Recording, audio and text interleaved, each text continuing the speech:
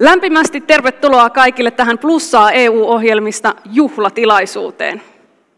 Juhlan aiheita, niin kuin tiedämme, niitä on tänään 2. 35 vuotta täyttävä Erasmus Plus-ohjelma sekä 5-vuotias Euroopan solidaarisuusjoukot. Minun nimeni on Niina Rahkola, olen toiminut uutis- ja ajankohtaisohjelmien parissa kohta 15 vuotta, mutta tänään on ilo ja kunnia olla täällä teidän kanssanne. Tähän alkuun pieni tarina eilisillalta. Olin kotona, ovikello soi, en odottanut ketään kylään, mutta siellä oli mun ystävä Lasse, oman ystävänsä Irinan kanssa. Ja sitten kun he tumpsahti siihen olohuoneeseen, niin kysyi, että mitä mä olin tekemässä. No kerroin, että mä olen valmistautumassa tähän tämän päivän tilaisuuteen. 2 äärimmäisen sivistynyttä ihmistä, ja me päädyttiin keskustelemaan eurooppalaisuudesta. Meistä 3 1 oli käynyt Erasmus-ohjelman, ja 2 heitä kadutti, ettei ollut tehnyt sitä. Päädyttiin keskustelemaan myös siitä, että miten eurooppalaisuus, Euroopan unionin jäsenyys ja kaikki nämä hienot ohjelmat, joiden arvoa ei tälle yleisölle, ei siellä etäyhteyksien päässä eikä tässä salissa tarvitse turhia korostaa, te tiedätte sen, niin jollain lailla meille kävi selväksi se, että se on muuttanut meitä suomalaisia. Se on muuttanut meitä oikeastaan niin, että me olemme taitavampia keskustelijoita, mitä me olemme olleet koskaan aiemmin. Ja se on vain yksi ulottuvuus siitä, että mitä kaikkea EU-ohjelmat, eurooppalaisuus on tuonut meille suomalaisille. Ja me saadaan olla äärimmäisen ylpeitä siitä.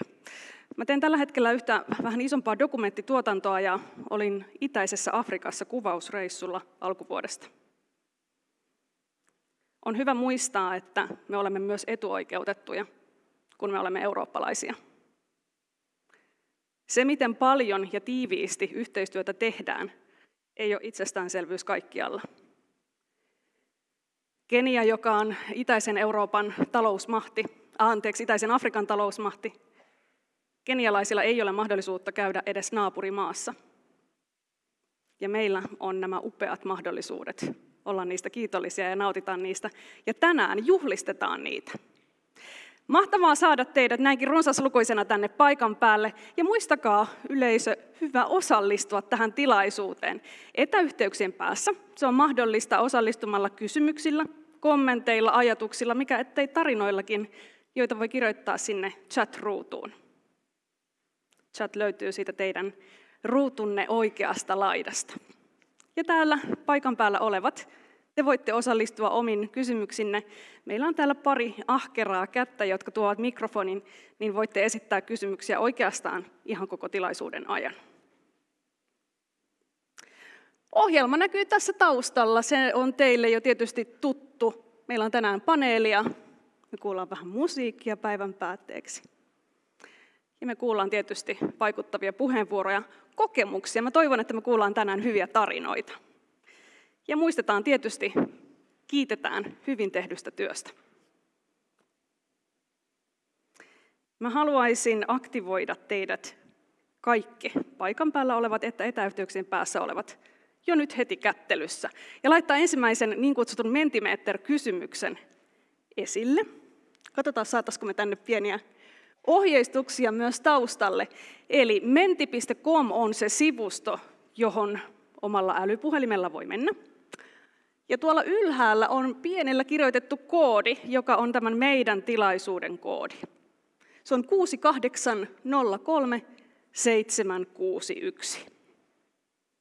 Ja mentikysymys löytyy etäyhteyksien päässä seuraaville siitä samasta ruudusta. Ja kysymys kuuluu, että minä vuonna sinä olet osallistunut EU-ohjelmiin.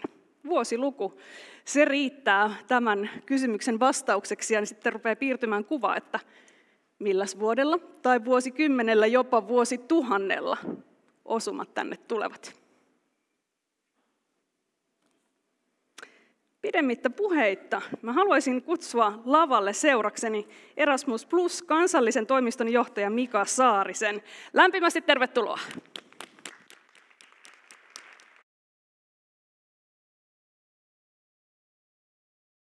Mika, mitenkä sä sieltä navigoit reittisi? Poikkelehdistä, kyllä. Mitenkä sun aamu on lähtenyt käyntiin? Kiitos oikein hyvin. Tämähän on juhla-aamu ja juhlapäivä, eli tuntuu kivalta. Tunnistatko sä mitä äsken sanoin, että eurooppalaisuus, nämä ohjelmat itsessään on jollain lailla kehittänyt, ehkä sivistänytkin meitä suomalaisia? No en mä tiedä, kyllä me oltiin oikein sivistyneitä varmaan sitäkin ennen. Sivistys on aika syvällä suomalaisessa yhteiskunnassa. Et ei se nyt varmaan niin kuin sinällään ole sitten EUn tai EU-ohjelmien saavutus, mutta kyllähän se on muuttanut varmaan Suomen niin kuin suhdetta. Että ehkä me pikkuhiljaa voitaisiin alkaa puhua siitä, että ollaan Euroopassa, eikä että lähdetään Eurooppaan. Kyllä, se koetaan omaksi. Niin. Juuri näin. Ja nyt on virallisten avajaissanojen aika. Jätän lavan sinulle. Mika, ole hyvä. Kiitoksia. Tämä on hauska tämä Mentimeter, kun siinä on vaan samat vastaukset kaikilla, joku luku, niin siitä tulee aika tarkka. Mielenkiintoista. Mutta hyvää aamupäivää munkin puolesta, arvoisat kansainvälisyyden asiantuntijat. Näin voi kyllä sanoa, että sali on täynnä ja verkko täynnä tänään kansainvälisyyden asiantuntijoita. Juhlistamme siis Erasmus Plus-ohjelman 35-vuotisjuhlia ja samalla myös vietämme Euroopan solidaarisuusjoukkojen 5-vuotisjuhlia. Kun me tätä teemme, niin minusta olisi tärkeää suunnata nyt katse ei niinkään menneisyyteen, vaan tulevaisuuteen. Meillä on aivan upea ohjelma, joka on luonut itselleen paikan eurooppalaisessa yhteisössä, me voidaan sen päälle nyt rakentaa. Ja me ollaan aika haastavassa hetkessä ja haastavassa maailmantilanteessa, ja meillä on 35 vuoden kokemus siitä, että miten tätä yhteistyötä tehdään.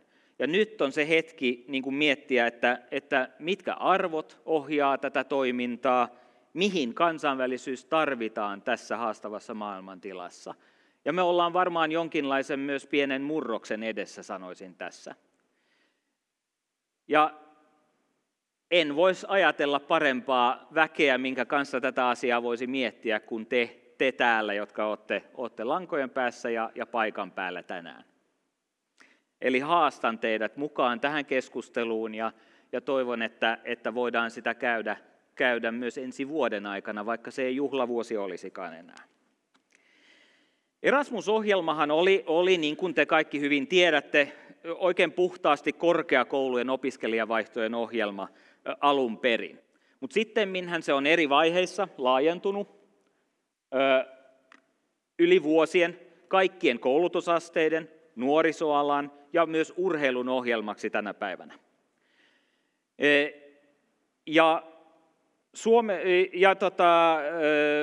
Ohjelma on koko olemassaolonsa aikana tarjonnut mahdollisuuksia opiskelijavaihtoihin, mutta yhtä lailla myös monipuolisia mahdollisuuksia organisaatioiden kehittämiseen.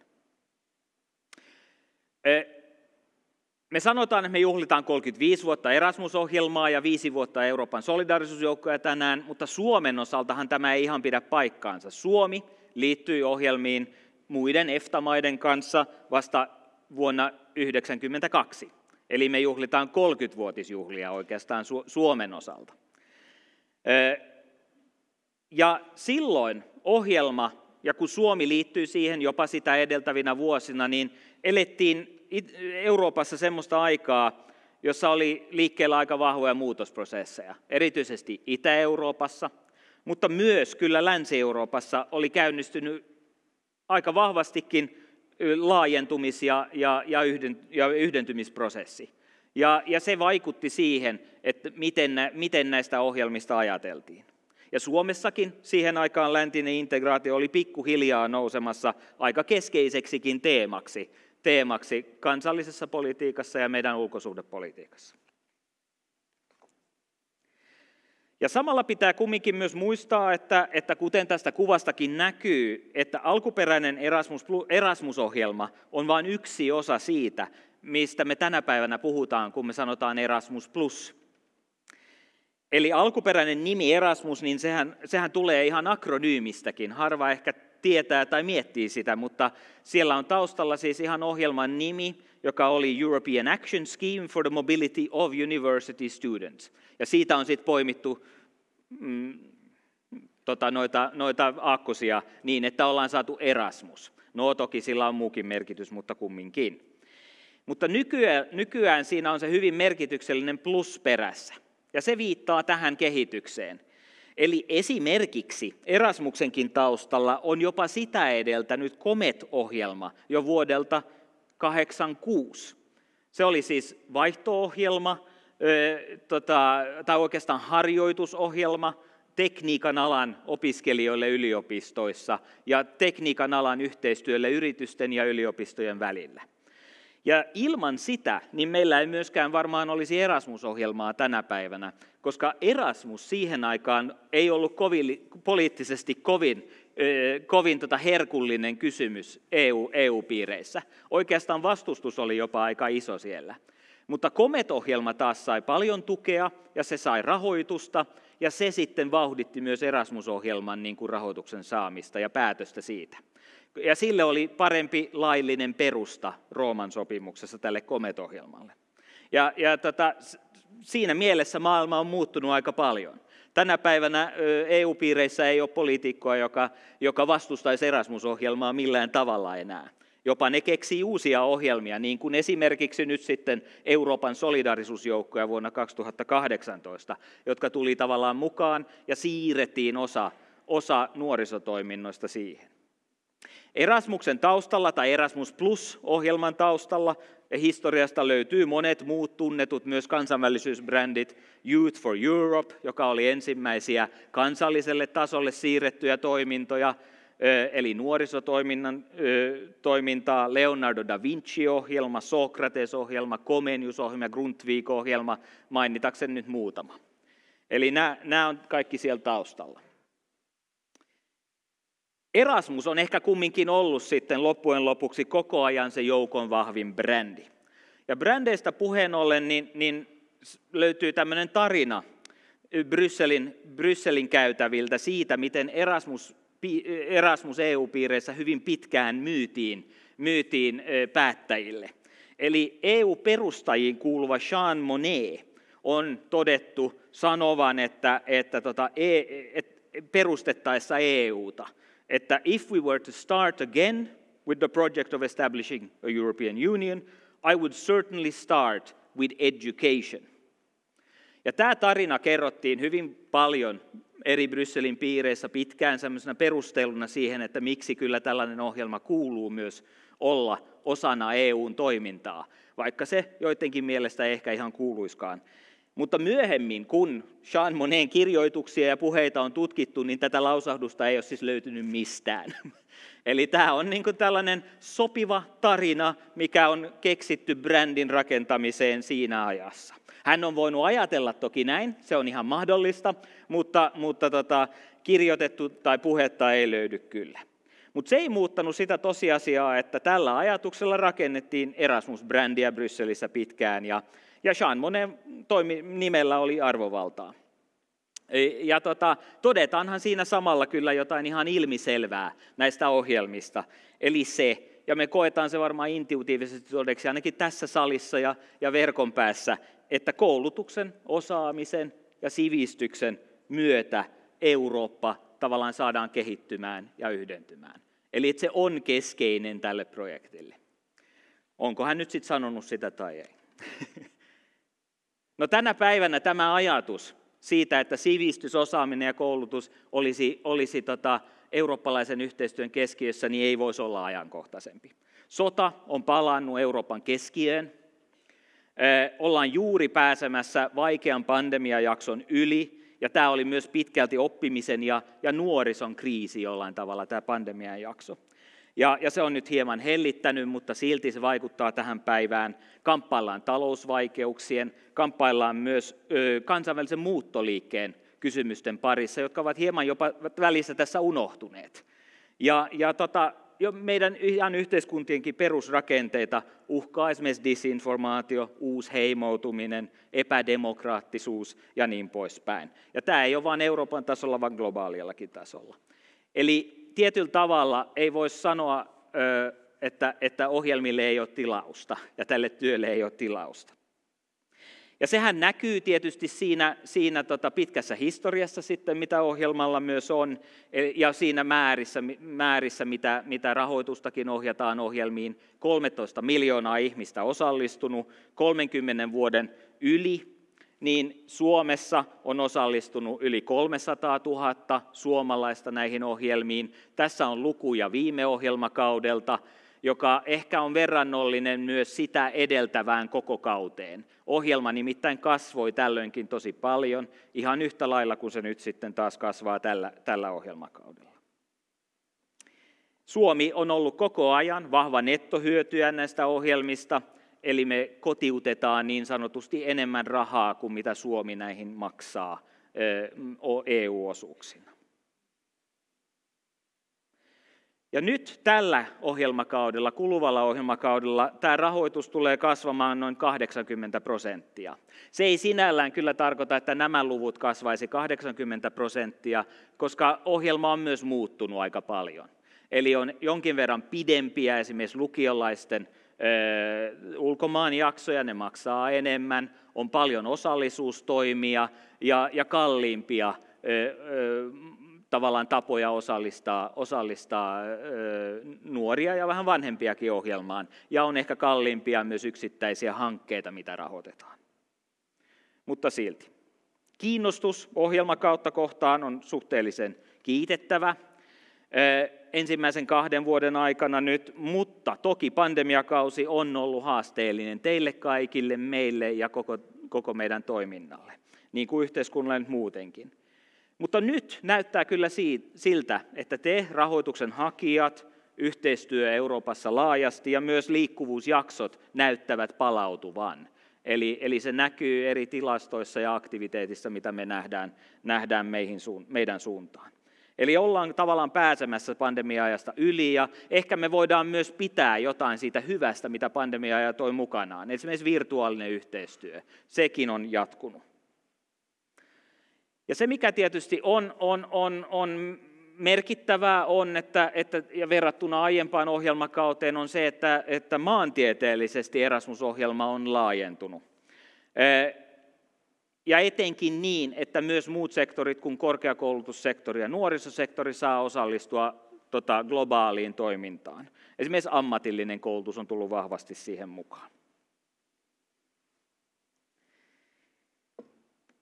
No niin, kuten todettu, niin Erasmus-ohjelma on lähtenyt yksilöliikkuvuudesta liikenteeseen, kielitaidosta, kansainvälisestä osaamisesta, yhteistyötaidosta, siitä, että nähdään se oma opiskelu tai työn tekeminen eri kulttuurikontekstista, saadaan ehkä syvyyttä siihen omaan oppimiseen ja omaan osaamiseen, sivistykseen. Tämä on tietyllä tavalla teille tuttua, mutta tänään me voidaan myös sitten ehkä laajentaa vielä tätä näkemystä, ja mä toivoisin, että me pystyttäisiin siihen myös tämän ohjelmakauden aikana. Eli nähdään kaikki ne vaikutukset, mitä kansainvälisellä yhteistyöllä on, sekä meidän yhteisöihin että sitten yksilöihin. Ajattelen sellaisia asioita kuin uteliaisuutta, halua vaikuttaa omaan ympäristöön, omaan yhteisöön, yhteiskuntaan, tarve tulla kuulluksi ja luoda tulevaisuusmahdollisuuksia yhdessä muiden kanssa, myös rajojen yli. Mikä rooli näillä on ohjelmilla? Meillä ei ole ehkä ollut kovin paljon katsetta niihin kysymyksiin vielä, ja sitä voisi laajentaa. Ja toinen asia, joka unohtuu usein, on se, koska rahoitetaan hyvin paljon yksilöiden mahdollisuuksia, niin on se, että mikä vaikutus ohjelmilla on organisaatioihin ja yhteisöihin. Se on hirveän keskeistä, ja vaikka sitä ei suoraan välttämättä aina rahoiteta, niin se on silti asia, joka vaikuttaa tämän ohjelman taustalla. Ihan kun järjestetään esimerkiksi liikkuvuusjaksoja nuorille maailmalle, niin se tarvitsee taakseen jonkinlaisen järjestelmän. Tämä on hyvin tuttua teille. Te nimittäin luotte tämän rakenteen. Ja tämä on semmoinen oheistuote tästä ohjelmasta. eli kansainvälisten osaajien verkosto ja kansainvälisyyden rakenteet organisaatioihin ja yhteisöihin. Ja tämä on hirveän tärkeä oheistuote tästä ohjelmasta, joka usein ohitetaan kun mietitään, mikä vaikutusohjelmalla on. Kansainvälistymisen yhteisö on yhtä keskeinen kuin yksilö, itse näkisin näin. Tämän ohjelmakauden tavoitteet ovat teille myös tuttuja, enkä käy niitä nyt tässä sen kummemmin läpi, mutta haluaisin ehkä kiinnittää huomiota siihen. Ja nyt tullaan takaisin siihen, mitä sanoin jo aiemmin. Eli että ehkä me ollaan semmoisessa murrostilanteessa, missä myös arvojen merkitys on nousemassa uudestaan tärkeäksi. Nämä on arvoja, jotka ovat olleet ohjelmissa pitkään kyllä taustalla, mutta ehkä myös sillä tavalla, että ei kovin näkyvästi monenkin vuosikymmenen yli. Ne oli tärkeitä ihan siellä ohjelmien alkupäässä, ja nyt ne ovat nousemassa uudestaan erittäin keskeisiksi. Ja jollain tavalla mä koen, että tehdään nyt tietynlaista paluuta ehkä niihin arvoihin, mistä nämä ohjelmat ovat myös lähteneet liikenteeseen. Eli osallistumisen mahdollistuminen mahdollisimman monelle sekä myös moninaisuuden parantaminen näiden ohjelmien piirissä. Tämän toiminnan linkittäminen digitaaliseen siirtymään, vihreään siirtymään ja myös tavallaan vastuunottaminen siitä, että me tehdään näitä asioita mahdollisimman kestävällä pohjalla. Ja sitten aktiivisen kansalaisuuden edistäminen ja sitä, että luodaan demokraattinen, toimiva yhteiskunta Eurooppaan ja ohjelmien rooli siinä. Nämä on tärkeitä kysymyksiä. Nyt lopuksi haluaisin, nyt me mennään jo väärin slaideihin. Nyt lopuksi niin mä haluaisin toivottaa tätä seminaaria, tai haluaisin siis aloittaa tämän seminaarin ehkä pienen tämmöisen videoterveyksen voimin. Video, joka kohta nähdään, niin on viime lukuvuonna tehty Laanilan lukiossa, jossa opiskelijat ja siellä vaihdossa olleet nuoret Saksasta, Italiasta, Espanjasta, Ruotsista ja Ranskasta suunnittelivat ja toteuttavat tämän yhteisillä englannin oppitunneilla. Tämä on oppiainerajat ja myös EU-rajat ylittävä video- ja lauluprojekti, missä historia, yhteiskuntaoppi, ilmaisutaito, kulttuurituntemus, kuvataide, liikunta, musiikki, teknologia, vieraat kielet ja äidinkielen opetussuunnitelmien tavoitteita yhdistyy yhdeksi projektiksi. Mä toivon, että tämä kuvastaa jollain tavalla sitä, mitä se voi yhteisössä tarkoittaa, se Erasmus-toiminta. Kiitoksia.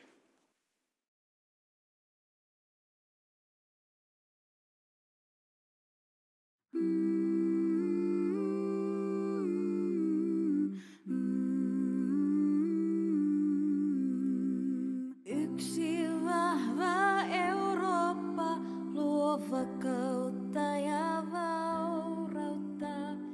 Yhteistyö ja vastuu suovat rauhan turvan kaikille. Sprachen lernen öffnet Türen zu der Welt von Möglichkeit. Sprachen werden dich berühren, sie geben dir die Freiheit. Speranza possiamo sempre avere nel nostro domani. L'Unione Europea garantisce i diritti umani. Paris, Roma, Frankfurt, non bel país que quieras. Ten ancora ogni alma la Unione Europea.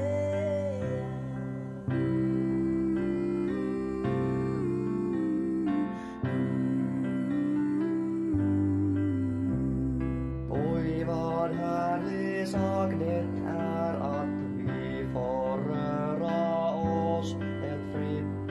Alla drar vi nytta av en gemensam ekonomi. Les valeurs définissent notre Europe, par pression l'état de droit.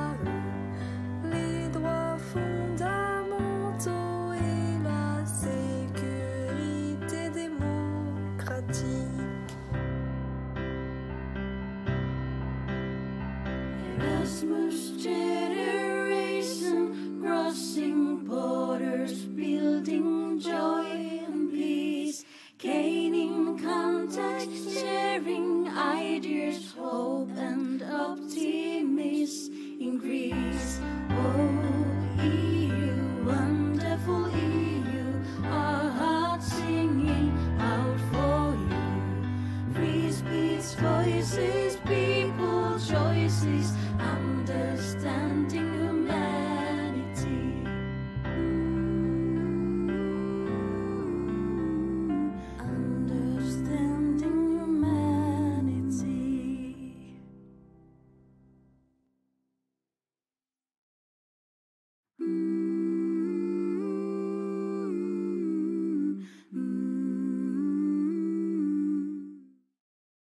Otetaan pienet aplodit tälle upealle videolle.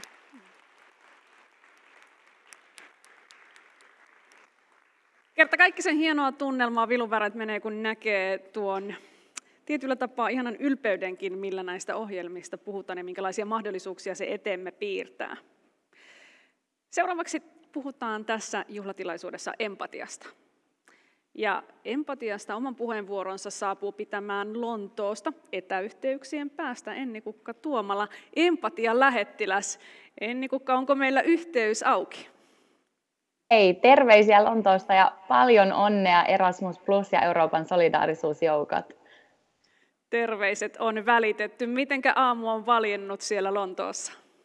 Kauniisti ja aurinkoisesti on ollut oikein ihana täältä käsin seurata teidän upeita aloituspuheenvuoroja ja muutenkin päästä samaan henkeen hyvin eurooppalaisissa tunnelmissa. Empatia on äärimmäisen tärkeä aihe ja pidemmittä puheitta jätän lavan hetkeksi sinulle ja sitten ehkä jatketaan yhdessä vielä hetken aikaa. Ole hyvä, Enni Kukka. Kiitos paljon. Tässä hetkessä, jossa me juhlitaan Erasmus Plusan ja Euroopan solidaarisuusjoukkojen tärkeää merkkipäivää. Tässä ajassa, jossa kansainvälinen yhteistyö ja eurooppalainen identiteetti on tärkeämpi kuin koskaan. Tässä hetkessä, jossa meidän läheisyys ja kohtaaminen, kuten tänään, määritellään uudelleen. Ja myös ajassa, jossa me eletään, jossa ympäristö ja kestävyys määrittelee meidän tulevaisuuden. Mä haluaisinkin nyt ihan aluksi kysyä teiltä, että mitä jos meidän yhteiskunta rakentuisi empatiaan? Mitä jos meidän yhteiskunnan rakenteet edistäisi läheisyyttä, kohtaamista, yhteisymmärrystä ja yhteistyötä? Ja mitä jos meidän järjestelmät kannustaisi meitä näkemään toisemme, kohtaamaan toisemme, kuuntelemaan toisiamme ja ennen kaikkea yrittämään ymmärtämään toisiamme ja tekemään yhteistyötä yli rajojen, yli kielten, yli kulttuurien, yli arvojen ja yli eri kokemusten. Mietitään sitä tänään yhdessä. Mä olen tosiaan Enni Kukka Tuomala, mä olen suomalainen empatiataiteilija ja designeri ja mä vaikutan Lontoosta käsin ja teen töitä ympäri maailmaa Suomesta USAhan ja Japaniin. Ja mä oon tänään täällä teille puhumassa empatiasta radikaalina voimavarana ja työkaluna yhteiskunnalliseen muutokseen. Mun on pakko kertoa teille, että mä oon odottanut tätä hirveästi, tätä meidän yhteistä hetkeä, koska mä koen, että vaikka mä olen tällainen epävirallinen empatian lähettiläs, niin te olette kaikki empatian ammattilaisia. Sillä niin kuin me kuultiin tässä upeassa avaavassa puheenvuorossa, niin te olette jo vuosikymmeniä tehneet todella tärkeää työtä empatian edistämiseen. Ja mä oon kiitollinen siitä, että mä saan avata tämän yhteisen puheenvuoron ja aloittaa tämän keskustelun teidän kanssa. Ja meillä on lopussa aikaa myös muutamille kysymyksille. Eli kyselkää ihmeessä chatissa ja myös lopussa voi kysyä siellä paikan päällä, koska mä haluan hirveästi kuulla teidän kokemuksista ja ajatuksista ajatellen empatiaa. Mutta tosiaan me eletään ajassa, jossa empatia on tärkeämpää ja tarvittavampaa kuin koskaan, mutta myös ajassa, jossa teidän tekemä työ, missä Erasmus Plus ja Euroopan solidaarisuusjoukot ovat tärkeämpiä kuin koskaan. Sillä me tarvitaan toisiamme enemmän kuin koskaan ikinä. Me tarvitaan myös toistemme ymmärrystä ja kuuntelemista, jotta me voitaisiin paremmin elää yhdessä, työskennellä yhdessä ja ennen kaikkea ratkoa näitä suurempia ja entistä monimutkaisempia maailmanlaajuisia haasteita, joita me kohdataan niin ihmiskuntana kuin planeettana. Koska vain yhdessä me voidaan luoda se tarvittava muutos, joka vahvistaa meidän yhteisöjä, vahvistaa meidän yhteiskuntaa ja ennen kaikkea vahvistaa meidän ympäristöä. Tässä kohtaa, kun me ajatellaan empatian roolia uuden tulevaisuuden yhteiskunnan rakentamisessa, niin mä haluaisinkin kysyä teiltä, että mitä empatia merkitsee teille? Mitä tämä sana empatia herättää teissä? Mulle empatia on kaikkein radikaalein olotila ja tunnetila. Se on kaiken yhteistyön ja yhteisymmärryksen perusta. Se on kaikkien tasa-arvoisten ja yhteydessä olevien yhteisöjen peruskivi. Se on myös toisen ymmärtämisen ja varsinkin monikulttuurisuuden ydin. Ja ennen kaikkea se on kaikkein uniikkien erilaisten taitojen ja kokemusten esiin tulemisen avain. Mutta tosiaan miettikää hetki itsellenne, että mitä tämä sana herättää teissä, koska me puhutaan tällä hetkellä empatiasta enemmän kuin koskaan, mutta me harvoin käytetään sanaa empatia. Se on jollain tavalla meille kuitenkin vielä vähän vieras sana ja varsinkin usein eri tilanteissa, varsinkin työelämässä, niin se voi herättää vähän sellaista myös niin kuin pientä pelkoa ja epämukavuuden tunnetta. Koska vaikka me puhutaan enemmän empatiasta kuin koskaan, niin me usein puhutaan empatiasta edelleen tällaisena hyvin herkkänä ja tunteellisena ja aika naisellisena ja pehmeänä arvona. Mikään näistä kuvailevista sanoista ei tietenkään ole millään tavalla paha. Itse asiassa ne on hyvin positiivisia ja voimakkaita sanoja. Mutta tässä yhteydessä, kun me kuvaillaan empatiaa tällä kielellä, niin me usein sillä sivuutetaan ja aliarvioidaan empatian radikaali yhteisöllinen voima, joka on myös tieteellisesti todistettu. Empatialla on voima tuoda meitä yhteen, auttaa meitä ymmärtämään toisiamme ja myös työskentelemään yhdessä yhteistä määränpäätä kohti. Jos mietitään sitä, että miten me nähdään empatia, niin mä haluaisin jakaa teille. Tässä on ensimmäiset Googlesta otetut, jos haetaan sanalla empatia Googlesta, niin nämä kuvat tulee ensimmäiseksi esiin, mikä on mielestäni aika mielenkiintoista, koska tämä näyttää meille muun muassa sen, että meidän on tosi vaikeaa havainnollistaa empatiaa visuaalisesti. Ja se on tietenkin taiteilijana ja designerina mulle hirveän hyvä haaste ja mahdollisuus. Mutta jos ajatellaan tätä empatian aliarvioimista, josta mä jo vähän puhuinkin, niin se on hirveän yleistä monissa eri konteksteissa, mutta myös monissa eri kulttuureissa. Mulla on tosiaan ollut mahdollisuus tehdä empatiaa edistävää taidetta ja designia ympäri maailmaa. Ja tämä tietynlainen aliarvioiminen on hyvin yleistä yli eri rajojen ympäri maailmaa. Mutta samaan aikaan me tosiaan ollaan alettu havainnollistamaan empatian tärkeys entistä enemmän. Ja esimerkiksi työkulttuureissa niin USAssa jo noin 20% yrityksistä tarjoaa jonkinlaista empatiakoulutusta työntekijöilleen. Ja tämän koulutusmäärän on ennustettu kasvavan ja tuplaantuvan seuraavan vuosikymmenen aikana. Eli me on alettu havainnollistamaan, että me tarvitaan enemmän empatiaa ja yritetään löytää tapoja, joilla tuoda sitä eri yhteyksiin ja konteksteihin. Mutta samaan aikaan tässä on myös suuri haaste, sillä suurin osa näistä koulutuksista ja apuvälineistä keskittyy edelleen siihen, että empatian vastuu vieritetään yksilöiden harteille. Ja tämä on se, mistä mä tänään haluaisin puhua teidän kanssa ja avata keskustelun. Että se ei riitä, että me vaan vieritetään empatian taakka tai vastuu jokaisen yksilön omille harteille. Se on ihan liian yksinkertaista, mutta se voi myös johtaa toisenlaisiin haasteisiin ja ongelmiin, kun me vaaditaan usein jo ylikuormitetuilta ihmisiltä, jotka on ehkä usein jaksamisen partailla, niin me vaaditaan heiltä lisää empatiaa, huomioimatta niitä suurempia rakenteita ja järjestelmiä, jotka hyvin pitkälle määrittelee sen, että miten me kanssa käydään, miten me tullaan yhteen ja miten me myös työskennellään yhdessä. Eli me ehdottomasti tarvitaan empatiaa, ei vaan meidän yksilöiden harjoittamana, vaan syvälle meidän yhteiskunnan rakenteisiin. koulutuksesta terveydenhuoltoon ja politiikkaan, jos me ollaan oikeasti luomassa pitkäaikaista ja kestävää muutosta.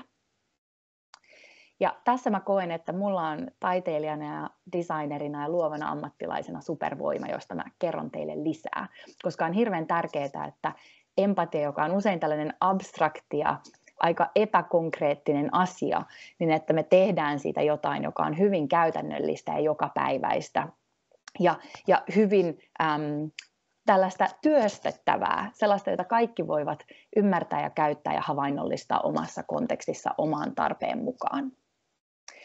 Mutta tässä kohtaa, kun me ollaan puhuttu paljon jo empatiasta, niin mitä se empatia tarkoittaa? Ja tosiaan mä pyysin teitä aikaisemmin jo harkitsemaan itsellenne, että mitä se sana herättää teissä. Empatia on mulle eri näkökulmien, kokemusten, arvojen ja ajatusten ymmärtämistä ja niiden omaksumista. Tieteellisesti empatia voidaan jakaa 2 eri prosessiin. Eli me puhutaan niin sanotusta kognitiivisesta empatiasta, joka tarkoittaa sitä, että me yritetään ymmärtää toisen näkökulmia ja kokemusta. Sitten me puhutaan myös niin sanotusta emotionaalisesta empatiasta, joka tarkoittaa toisen tunnetilan omaksumista. Eli silloin kun tunnetaan, mitä toinen tuntee, mikä varsinkin ehkä tällaisissa työkonteksteissa on paljon harvinaisempaa, vaikka se on ehkä usein se empatian muoto, jota me ajatellaan, kun me puhutaan empatiasta. Näiden 2 eri empatiamuodon lisäksi niin mä puhun myös itse-empatiasta, eli miten me voitaisiin tuntea enemmän empatiaa itseämme kohtaan, löytää uudenlaisia näkökulmia omiin kokemuksiin ja ajatuksiin ja arvoihin. Kun me ajatellaan empatiaa, niin yksi kaikkein tärkein asia havainnoida, ja varsinkin kun puhutaan siitä kansainvälisessä kontekstissa ja varsinkin kansainvälisen yhteistyön kontekstissa on se, että ihmisinä meidät on ohjelmoitu tuntemaan enemmän empatiaa toisia kohtaan, jotka ovat samanlaisia kuin me. Eli biologisesti meidän on paljon helpompi empatisoida ihmisten kanssa, jotka näyttävät samalta, jotka kuulostavat samalta ja joilla on usein ehkä sama kokemustausta tai jopa sama kieli.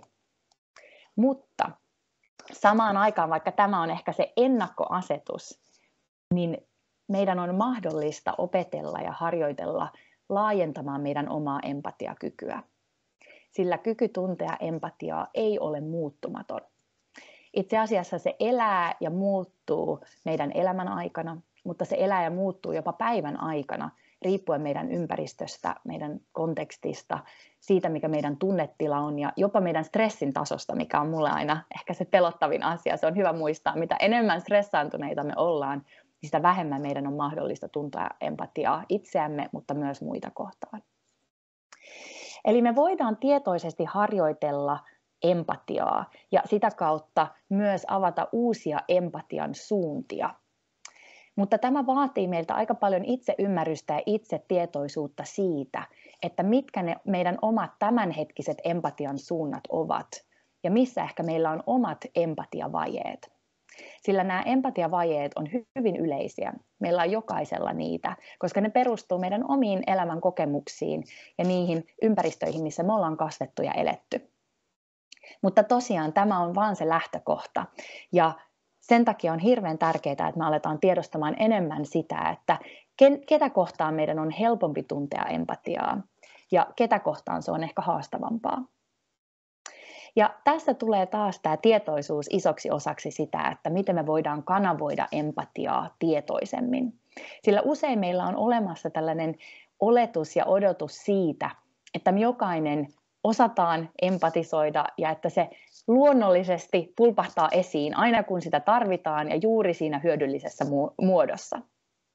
Mutta tässä on tosiaan se vaara, että jos me ei tietoisemmin harjoiteta empatiaa eri suuntiin, eri konteksteissa ja myös erilaisia ihmisiä kohtaan, niin helposti empatialuupista muodostuu tällainen jatkuva ympyrä siihen, että me vain tunnetaan empatiaa ihmisiä kohtaan, jotka ovat meille tuttuja tai turvallisia.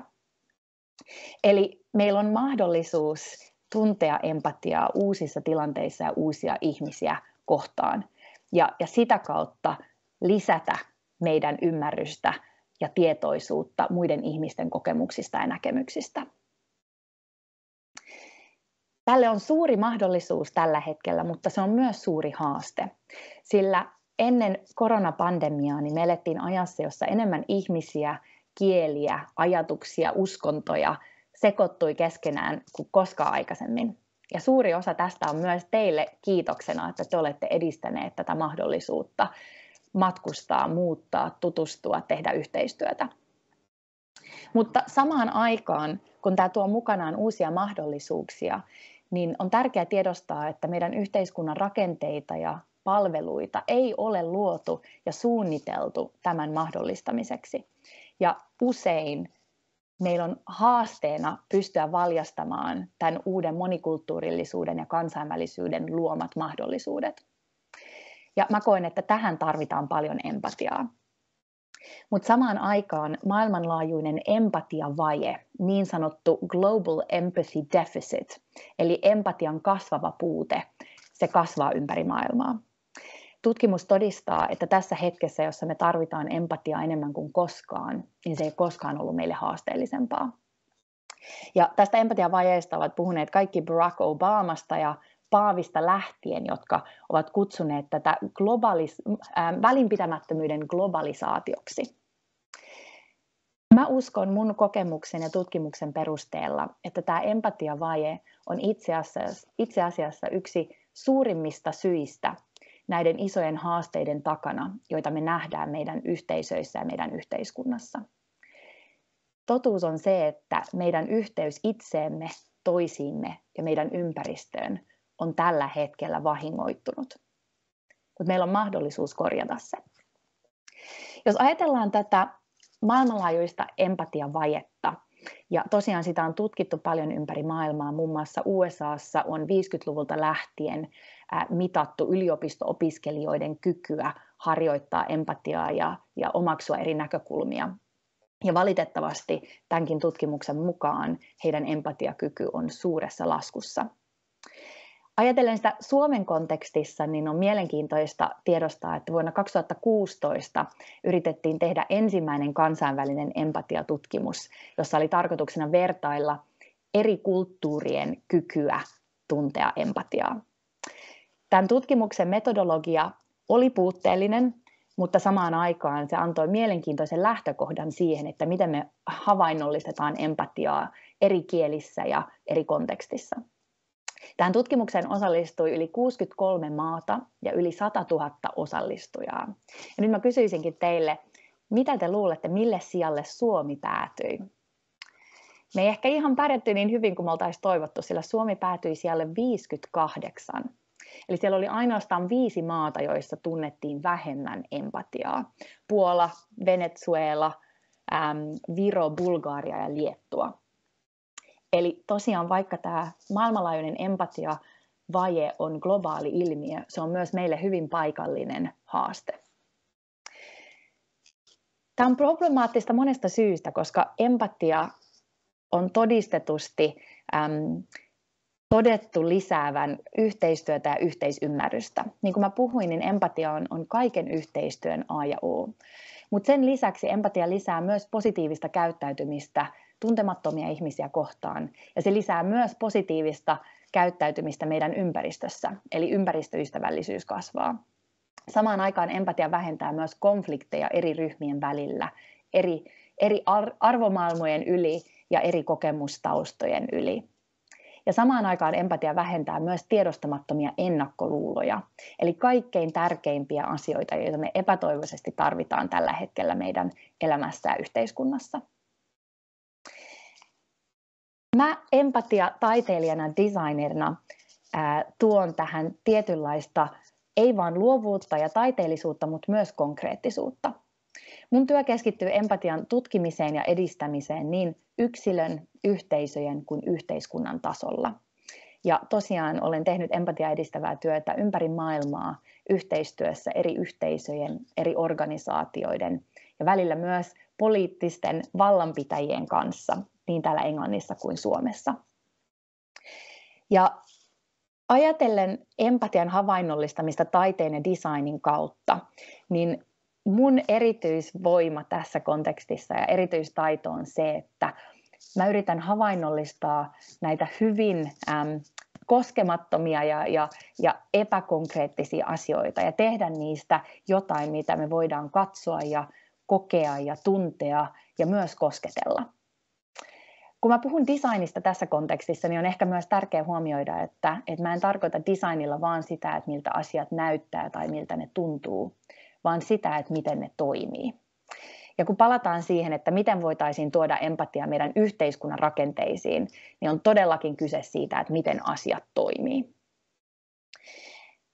Kun tuodaan empatiaa yhteiskunnan rakenteisiin, oli sitten kyse koulutuksesta tai politiikasta ja päätöksenteosta tai terveydenhuollosta, niin mä puhun niin sanotuista empaattisen kulttuurin pilareista. Me tarvitaan empatian rakennuspalikat, jotta me voidaan katsoa meidän yhteiskuntaa intersektionaalisesti eri näkökulmista. Se on tosi suuri mahdollisuus pystyä omaksumaan eri kokemuksia ja näkemyksiä ja niiden tuomia uusia ajatuksia ja ideoita. Sillä mitä kapeampi meidän yhteinen kulttuuri on, sitä suurempi riski on sille, että ihmiset ja heidän uniikit osaamiset ja taidot jää varjoon. Mutta jos me rakennetaan yhteiskuntaa, joka ottaa huomioon ja valjastaa kaikkien uniikit taidot ja kokemukset, niin silloin se lisää ymmärrystä ja parempaa kommunikaatiota, se lisää meidän yhteistä hyvinvointia, mutta se lisää myös mahdollisuutta tulla yhteen niin eri ihmisten, mutta jopa muiden lajien ja olentojen kanssa.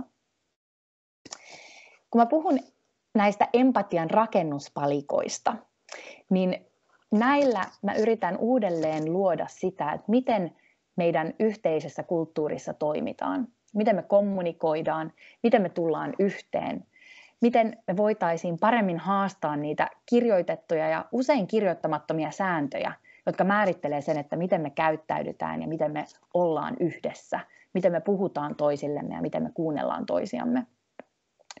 Mä puhun myös niistä rooleista, joita me kaikki omaksutaan ja joita meille annetaan eri tilanteissa.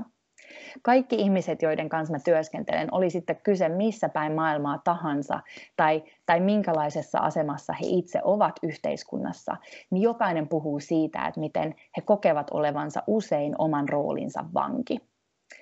Miten me voitaisiin paremmin ymmärtää ja myös rikkoa näitä rooleja, joita meille annetaan ja joita me omaksutaan, jotta me voitaisiin uudelleen jakaa ne roolit niin, että ne palvelee meitä kaikkia. Kun me puhutaan empatian rakennuspalikoista, niin silloin on myös tärkeää ottaa huomioon ne tilat, joissa me ollaan. Nyt tänään te olette siellä isossa, kauniissa, upeassa tilassa yhdessä. Ja mä olen täällä ja puhun teille etänä. Eli joskus ne tilat, joita me jaetaan, on fyysisiä, joskus ne on digitaalisia, joskus ne on pelkästään mielentiloja tai tunnetiloja. Mutta kysymys kuuluukin, että miten me voitaisiin luoda enemmän tilaa empatialle. Tämä kuva, jonka mä näytän teille nyt, on Suomen eduskunnasta, jossa mä olen työskennellyt kansanedustajien kanssa tarkoituksena tuoda empatiaa poliittiseen keskusteluun ja päätöksentekoon. Ja jos ajatellaan tällaisia korkea-arvoisia tiloja, missä tarvitaan empatiaa, niin nyt ollaan ihan vallan ytimessä ja näissä rakenteissa, minne sitä ehdottomasti tarvitaan lisää. Ja viimeiseksi, jos mietitään näitä tiloja, niin ajatellen Erasmus Plusan ja Euroopan solidaarisuusjoukkojen äärettömän tärkeää roolia luoda yhteisiä tiloja ja mahdollisuuksia tulla yhteen, kohdata, keskustella ja yrittää ymmärtää toisiamme, niin empatian rakennuspalikat on tässä aivan A ja O. Ne voi auttaa meitä avaamaan uudenlaisia ajatuksia ja keskusteluja, ideoita. Ja sen takia mä ajattelinkin tässä lopuksi, ennen kuin mä kuuntelen teidän kysymyksiä, niin jakaa muutaman empatiatyökalun, jota mä olen kehitellyt tässä kontekstissa. Antaen teille konkreettisen esimerkin siitä, että mitä nämä empatian rakennuspalikat yhteiskunnan ytimessä voivat olla tai mitä ne voivat tuoda. Yksi empatiatyökalu, joka alun perin lähti käyntiin täältä eduskunnan kanssa tehdyssä yhteistyössä, on nämä kommunikaattorit, eli tällaiset värikkäät kortit ja värikkäät esineet, jotka luovat uudenlaisen järjestelmän ja tavan kommunikoida. Eli nytkin tänään Te käytte paljon keskusteluja siellä, tulee mielenkiintoisia puheenvuoroja, asioita ja varmasti teette muistiinpanoja, pistätte asioita mieleen. Mutta meillä on harvoin mahdollisuus tai tapa kommunikoida ja vastata siihen, mitä me kuullaan ja mitä me nähdään siinä hetkessä. Ja toivottavasti esitätte pian kysymyksiä, jolloin me voidaan tulla yhteen ja mä voin kuulla myös teitä. Mutta näiden kommunikaattoreiden tarkoituksena on luoda uusi tapa kommunikoida ja vastata, ei sanojen kautta, vaan värien kautta. Eli näissä kommunikaattoreissa on 6 eri väriä, joille on annettu jokaiselle ennalta sovittu merkitys. Ja isoissa keskusteluissa tai kun pidetään puheenvuoroja, niin niihin voi silloin vastata yksinkertaisesti näyttämällä yhtä väriä ja sitä kautta reagoimalla tilanteessa siihen, mitä sanotaan. Ja se toimii 2 tapaa. Se luo paljon enemmän avoimuutta ja näkyvyyttä sille, että miten muut vastaavat, miten muut reagoivat, miten muut tuntevat. Ja samaan aikaan puhujalle se luo mahdollisuuden lukea huonetta heti siinä hetkessä ja vastata siihen, että mitä ihmiset sanovat. Esimerkiksi yksi näistä väreistä merkitsee, että en ymmärrä. Jos joku pystyy madaltamaan kynnystä sille, että voidaan sanoa, että nyt en ymmärrä, mistä on kyse, niin silloin myös keskustelu parantuu, kun asioita voidaan selittää uudelleen eri sanoilla ja eri tavoilla. Niin tässä pieni esimerkki inspiroimaan teidän myöhempää keskustelua, sillä mä tiedän, että empatian ammattilaisina te luotte myös omassa arkipäivässä käytännöllisiä tapoja sille, että miten me voitaisiin paremmin kuunnella toisiamme ja ymmärtää toisiamme. Nyt viimeiseksi niin mä haluaisin palata tänne alkuun ja ajatellen empatiavajeen haastamista ja empatian tuomista meidän yhteiskunnan rakenteisiin. Niin mä haluaisin jättää teille muutaman kysymyksen. Mietitään jokainen omassa elämässä ja omassa yhteisössä ja omassa työssä sitä, että kuunnellaanko me oikeasti ja aktiivisesti toisiamme. Ymmärretäänkö me, miten me ajatellaan ja tunnetaan ja koetaan eri tilanteet. Sitä, että miten me itse koetaan, mutta mitä meidän ympärillä olevat ihmiset kokee, miten he kokee. Ja se, mitä me opitaan ja kuullaan ja ymmärretään, onko meillä mahdollisuus, onko meillä tilaa ja aikaa oikeasti sisäistää se, mitä me kuullaan ja nähdään. Ja vaikuttaako se siihen, mitä me käyttäydytään ja toimitaan. Ja ehkä lopuksi, onko meidän oma sisäinen ääni empaattinen? Sillä jos me halutaan edistää empatiaa muissa ja muiden kanssa, niin meidän pitää myös edistää empatiaa itsessämme. Nyt lopuksi mä palaan siihen aikaisempaan kysymykseen. Tässä tärkeässä hetkessä, kun juhlistetaan teidän merkkipäivää, tässä ajassa, jossa meidän yhteistyö ja yhteisymmärrys on tärkeämpää kuin koskaan, jossa meillä on suurempia ja monimutkaisempia haasteita ratkottavana yhdessä, niin mitä jos meidän yhteiskunta rakentuisikin empatiaan? Mitä jos meidän rakenteet edistäisi sitä, että me nähdään toisemme, kuullaan toisiamme ja yritetään ymmärtää toisiamme? Ja mitä jos meidän järjestelmät kannustaisi meitä yhteistyöhön, kannustaisi meitä yhdenvertaiseen ymmärrykseen ja siihen, että me voitaisiin paremmin elää harmonisesti yhdessä, jossa jokaisen uniikit taidot ja kokemukset nousevat esiin, jossa me kuunnellaan ei vain toisiamme ja toisia ihmisiä, mutta myös muita lajeja ja olentoja meidän ympärillä. Koska vaikka he eivät puhu meidän kanssa samaa kieltä, niin he puhuvat ja huutavat kovaa tällä hetkellä. Mitä jos se olisi mahdollista? Kiitos teille.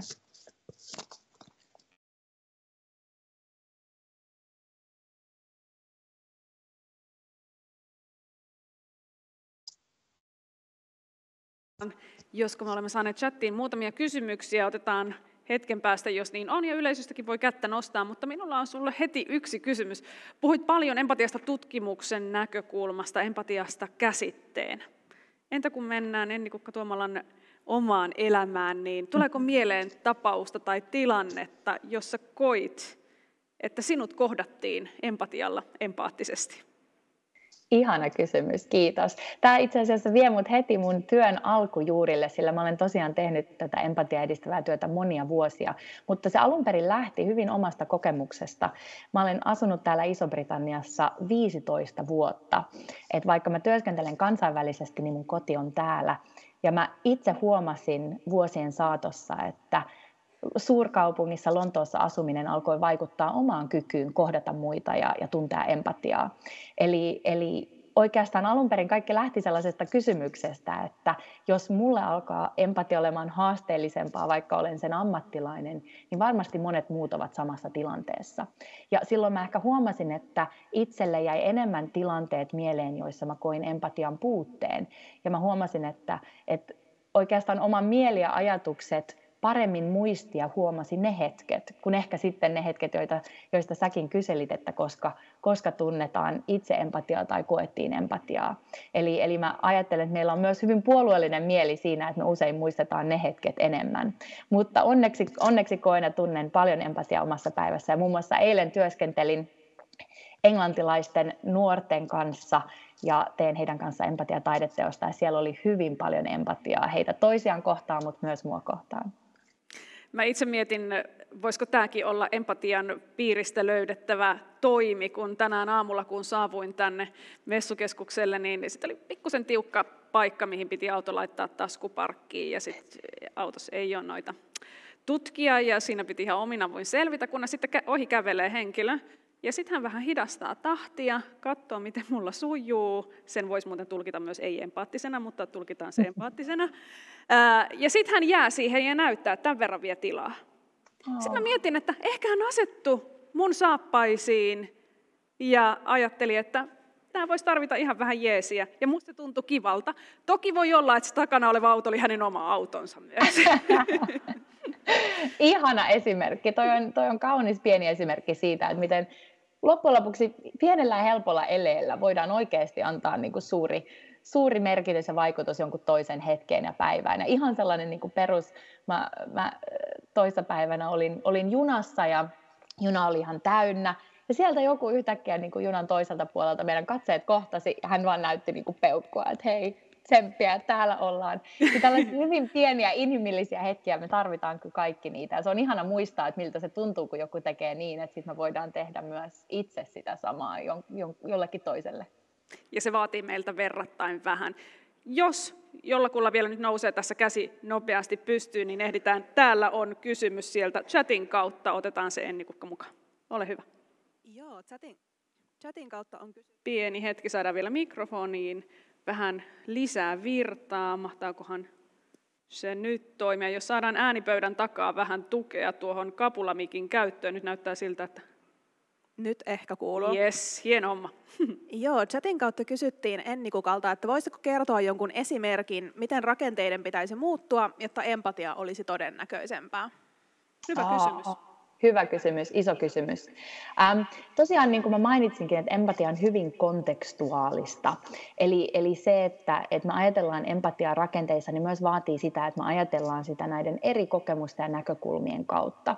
Eli mä lähtisin ihan alussa siitä, että meidän pitää paremmin ymmärtää ja huomioida, että kenelle ne rakenteet on oikeasti suunniteltu. Koska totuus on se, että suurin osa meidän järjestelmistä on luotu ajassa, jossa tarpeet oli hyvin erilaisia. Ja ehkä se ihmistyyppi, kenelle ne on suunniteltu ja luotu, oli aika paljon kapeampi.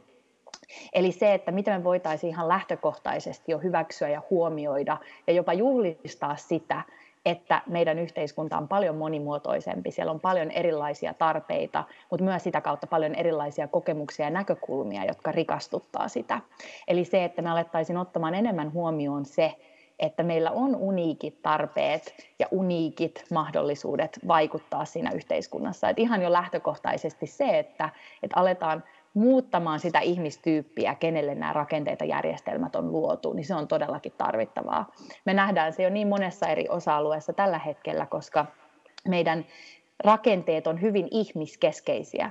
Niin jos mietitään nyt tällä hetkellä, mä tiedän, että yksi teidän perusarvoista on ympäristövastuullisuus. Esimerkiksi jo se, että me aletaan miettimään meidän rakenteita ei vain ihmiskeskeisestä näkökulmasta, vaan enemmän planetaarisesta näkökulmasta, jolloin me aletaan ottamaan huomioon muita lajeja ja olentoja, jotka jakaa tämän meidän kotiplaneetan, niin sen näkökulman jo muuttaminen ja haastaminen niin alkaa avaamaan asioita isosti. Eli kysymys on siitä, että miten me voidaan laajentaa ja luoda enemmän tilaa eri näkökulmille, tarpeille ja kokemuksille, ihmisten ja ei-ihmisten välillä. Tärkeä puheenvuoro. Enni Kukka, lämmin kiitos hienosta puheenvuorosta kaiken kaikkiaan ja mukavaa päivänjatkoa sinne Lontooseen. Ehkä jäätkin seuraamaan meidän tilaisuutta ihan loppuun saakka. Kiitos teille ja mukavaa loppupäivää.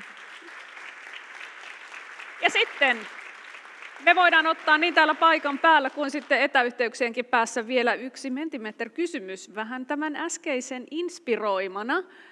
Ja katsotaan, josko saadaan se myös tänne taustalle, mutta siellä on teille kysymys liittyen näihin teemoihin. Mitä ajatuksia tulee mieleen sanasta solidaarisuus? Poimitaan sieltä muutama. Yhteistä hyvää edistävä, se on minusta mielettömän hienosti sanottu. Maailman kansalainen, yhteisvastuu, yhteenkuuluvuuden tunne. Hienoja kiteytyksiä tästä sanasta ja ihanaa jollain lailla kokea, että me ollaan täällä kaikki yhden ja saman aiheen äärellä. Kutsutaan lavalle mun seuraksi tänne niin sanotusti co-host. Hän on Euroopan komission Suomen edustuston lehdistöpäällikkö, mies nimeltä Ismo Ulvila. Tervetuloa.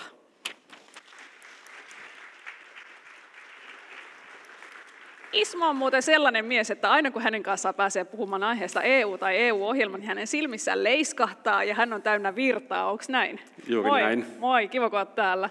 Mistä Kiitos. tämä virta ja ilo ja energia EU-asioita kohtaan oikein kumpuaa?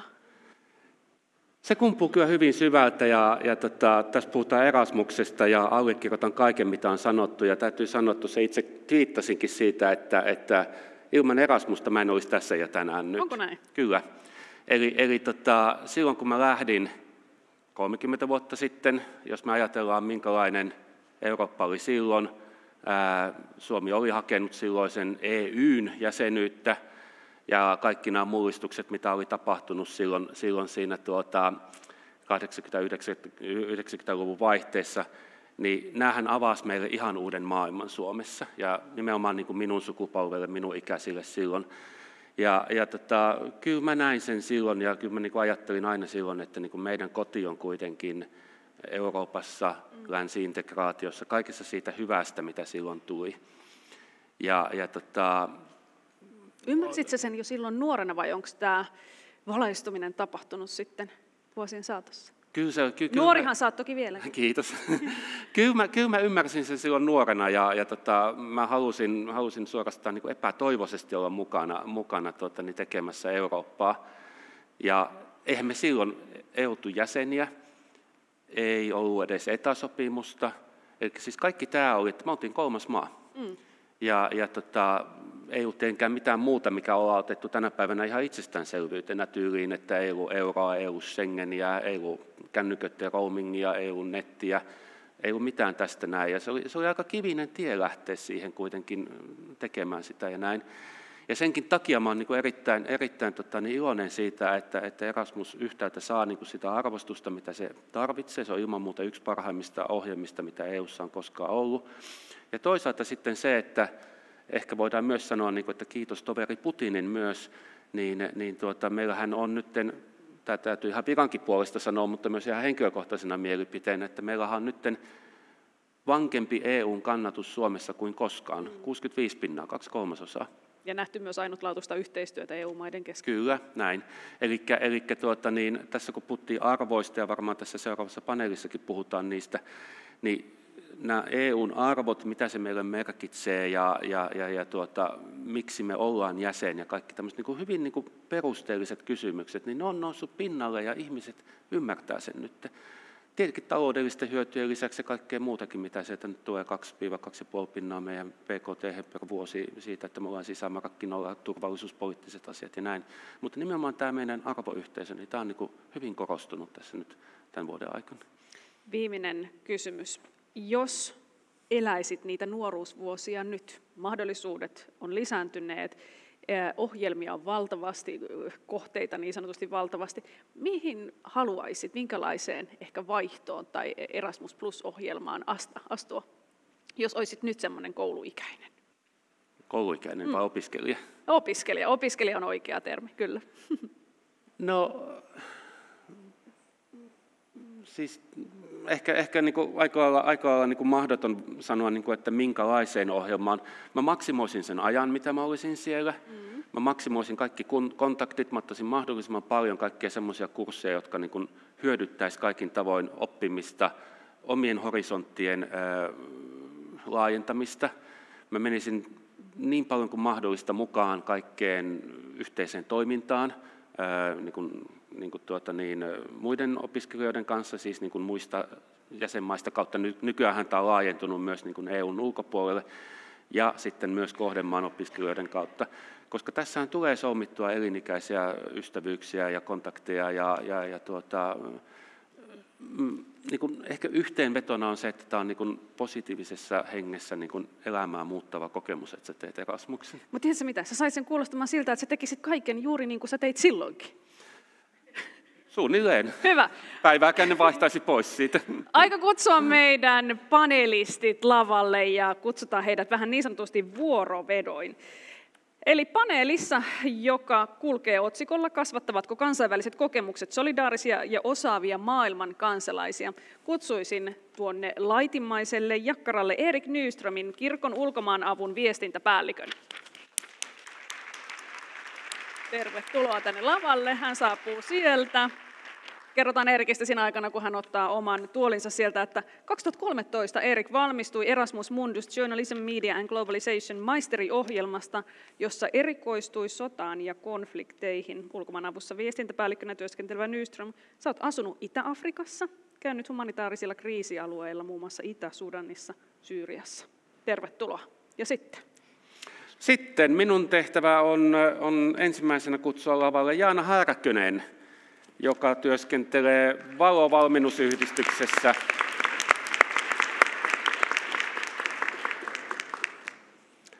Tervetuloa tänne lavalle, istu tähän Erikin viereen.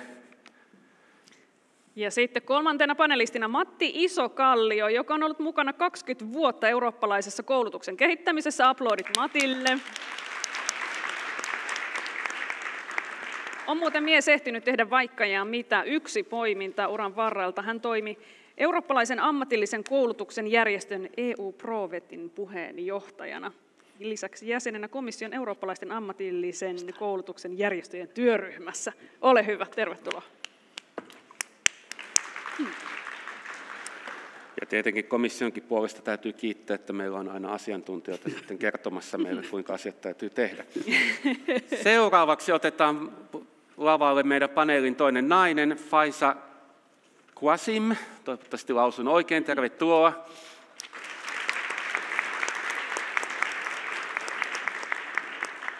Faisa on tämmöisen Mentoring for Future-hankkeen projektipäällikkö, kirjailija, käsikirjoittaja, valokuvaaja ja kaikkea muuta. Ja hän nimenomaan haluaa aktivoida nuoria ja rohkaista heitä tunnistamaan oman potentiaalisia ja menemään niin pitkälle aina kuin pääsevät. Hienoa, että olet mukana. Tervetuloa. Ja yksi paikka meillä on vielä vapaana, siihen pyydetään istahtamaan Seppo Linnaranta, Tampereen Lyseon lukion opinto-ohjaaja. Tervetuloa.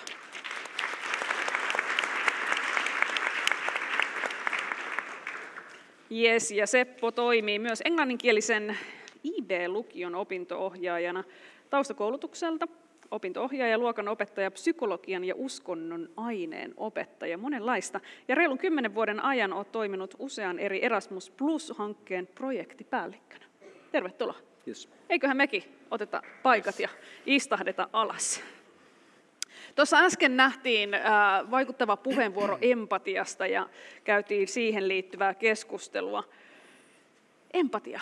Mitä ajatuksia se meidän panelisteissa herättää? Lähdetään vaikka sieltä Erkistä laidasta liikenteeseen. Joo, oikein mielenkiintoinen puheenvuoro. Että siinä oli kyllä erittäin moniulotteista analyysiä empatiasta. Että just se, mulle tulee ekana mieleen se kuunteleminen. Että se, että kuuntelee muita, antaa muillekin äänen ihan niin kuin missä kontekstissa tahansa, oli se sitten arkista tai sitten jotain kansainvälistä tai Suomessakin ja globaalisti, niin se, että kuuntelee muita ja jotenkin se ehkä siinä myöskin, että se kuunteleminen, jos vaikka kuuntelee ihmisiä, ketkä ajattelee hyvin eri tavalla, sen ei tarvitse tarkoittaa hyväksymistä, mutta se, että pystyy asettumaan sen toisen asemaan, niin se on minusta tärkeää. Auttaa usein ymmärtämään toisen ihmisen näkökulmaa, kun jaksaa keskittyä kuuntelemaan. Jaana, miten sinä näet tämän? Joo, oli tosi mielenkiintoinen aloituspuheenvuoro ja komppailen tässä kyllä Eerikkiä. Mulle jäi kanssa kuuntelemisen lisäksi kohtaaminen mieleen, että ehkä kaikki lähtee siitä kohtaamisesta ja mahdollisuudesta olla yhdessä, kohdata, sen jälkeen kuunnella ja sen jälkeen ymmärtää. Et mun mielestä mulla jäi niin ne avainsanat tosi voimakkaasti mieleen. Samoin. Matti. Se oli jotenkin hätkähdyttävä se alku, kun tuolla luki, että radikaalisti empaattinen, niin mulla varmaan meni minuutti ennen kuin mä taas pääsin kuulemaan, mitä siinä oli. Se oli oikeasti semmoinen hätkähdyttävä ajatus, ja sitten siinä vaiheessa, kun hän totesi, että se on ihmisiä ja organisaatioita, niin tuntuu, että mä olen viimeisen vuoden aikana useita kertoja törmännyt semmoiseen ystävällinen johtaminen ja sellainen, mutta just näihin samoihin, tähän kuuntelemiseen, kohtaamiseen, mutta tämmöinen ystävällinen johtaminen, mä ajattelin, että siinä on varmaan tietyllä mielellä samoja elementtejä ja aivan lopussa sitten niin tuntuu, että kyllähän tämä joukko, joka meitä on koolla, niin kyllähän meillä aikamoinen etumatka tässä on, jos tätä maata saadaan empaattisemmaksi, niin meillähän on aika vahvaa sen suuntaista työtä jo pohjalla. Kyllä, se on valtava voimavara. Faisa. Mun mielestä kuulosti... Taitaa kuulua. Joo. Eli siinä puheessa myös oli tosi mahtavaa, kun siinä otettiin kantaa siitä, että rakenteita voi muuttaa. Ja se huolestuttava oli myös se, että on empatian vaje.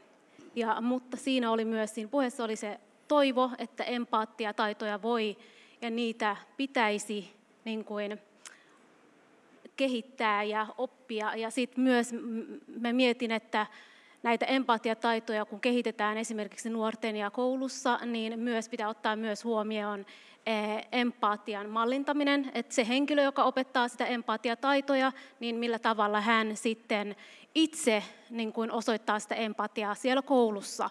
Ja se on tosi tärkeää myös, että tässä puheessa oli niin kuin sitä toivoa, ja myös se on tosi tärkeää, että kun mietitään niitä rakenteita, niin mietitään myös, että tämän ajankohdan ja että kuullaan niitä henkilöitä ja rakennetaan tällainen niin kuin empaattisempi yhteiskunta. Että se kuulosti tosi mahtavalta ja mä haluan elää siinä empaattisessa yhteiskunnassa.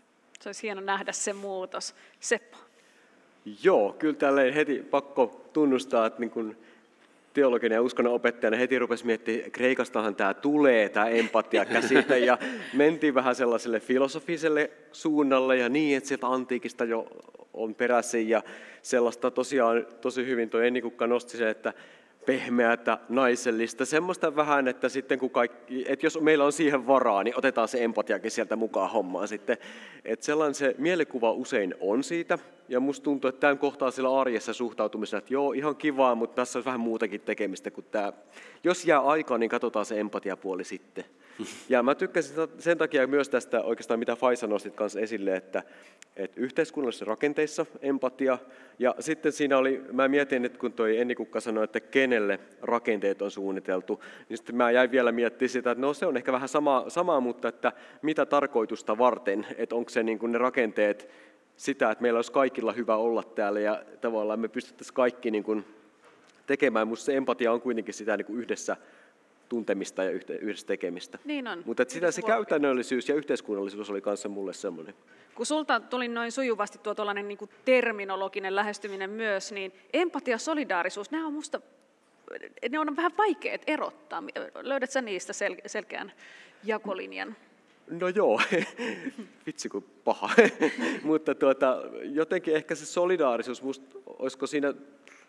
Siellä on joku nyt teoreetikko, joka kohta mua korjaa, mutta olisiko siinä enemmän sellaista sitten yhteisvastuullisuutta tavallaan. Ja sitten mä mietin, että toisaalta siellä solidaarisuudessa mulle tulee vähän sellainen fiilis joskus myös, että onko se nyt sitten sitä, että hei, me ollaan kaikki samassa veneessä, meidän pitää kaikkien hoitaa tämä juttu, ja hei, sä et siellä nyt sluipaile, me tehdään tämä kaikki. Että empatia on ehkä vielä mulle sellainen pyyteettömämpi, mutta solidaarisuudessakin mun mielestä voisi olla se pyyteetön sellainen niin kuin kanssa tunteminen. Erik nyökytteli siellä, jaatko tämän? Joo, ehkä tuli just mieleen se, että solidaarisuus on enemmän sitä actionia, että oikeasti tekee jotain ja seisoo toisten tukena ja sekä arvojen että niin kuin ihan vaikkapa niin kuin omalla alalla niin näkee humanitaarisia kriisejä, niin on sitä solidaarisuutta, että pystyy myös tukemaan heitä, ketkä on vieläkin vaikeammassa tilanteessa, vaikkapa just tällaisessa maailman tilanteessa, missä mekin koemme todella paljon tätä nykyistä kriisiä inflaation ja energiakriisin merkeissä, niin että silti niin kuin ylettyisi tätä solidaarisuutta siellä, missä tämä on ehkä vieläkin akuutimpaa. Niin, olinkin juuri kysymässä, että kun tunnet näitä konfliktikriisialueita ja olet niihin perehtynyt myös käynyt, niin löytyykö sieltä kaaoksen keskeltä kuinka paljon empatiaa, solidaarisuutta, tällaisia pehmeitä arvoja?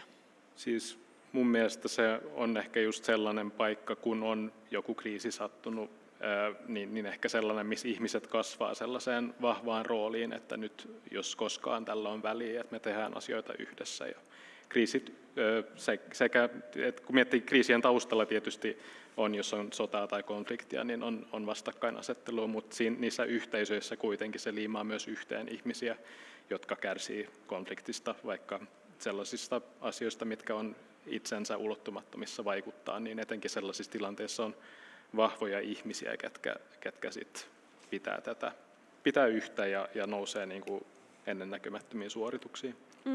Tämä on minusta jollain lailla kiinnostavaa, että kaikki tämä pandemia ja kriisistä kriisiin meneminen, niin kyllähän meillä Suomessakin on nähty poikkeuksellista yhteisöllisyyttä ja sitten samaan aikaan Enni Kukka latasi vähän madon lukuja, että meillä on niin kuin empatiavajetta. Voiko nämä Jaana mielestäsi olla yhtä aikaa? Vai onko se niin, että tunnistit sä silloin pandemian aikana vaikka tällaista tiettyä yhteisöllisyyttä ja pidettiin huolta ehkä vähän ennennäkemättömälläkin tavalla?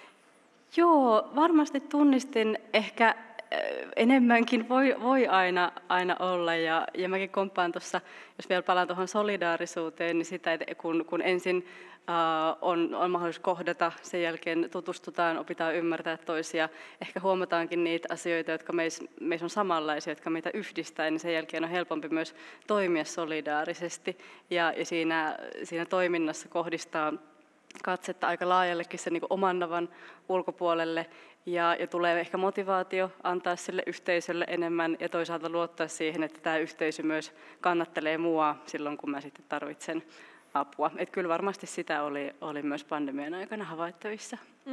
Faisa, kun sanoit, että haluaisit nähdä tämän empatia-yhteiskunnan rakentuvan, aika usein sellaiset isot muutokset on hitaita, mutta uskotko, että meidän elinjään aikana tullaan näkemään isoja askeleita tällä saralla?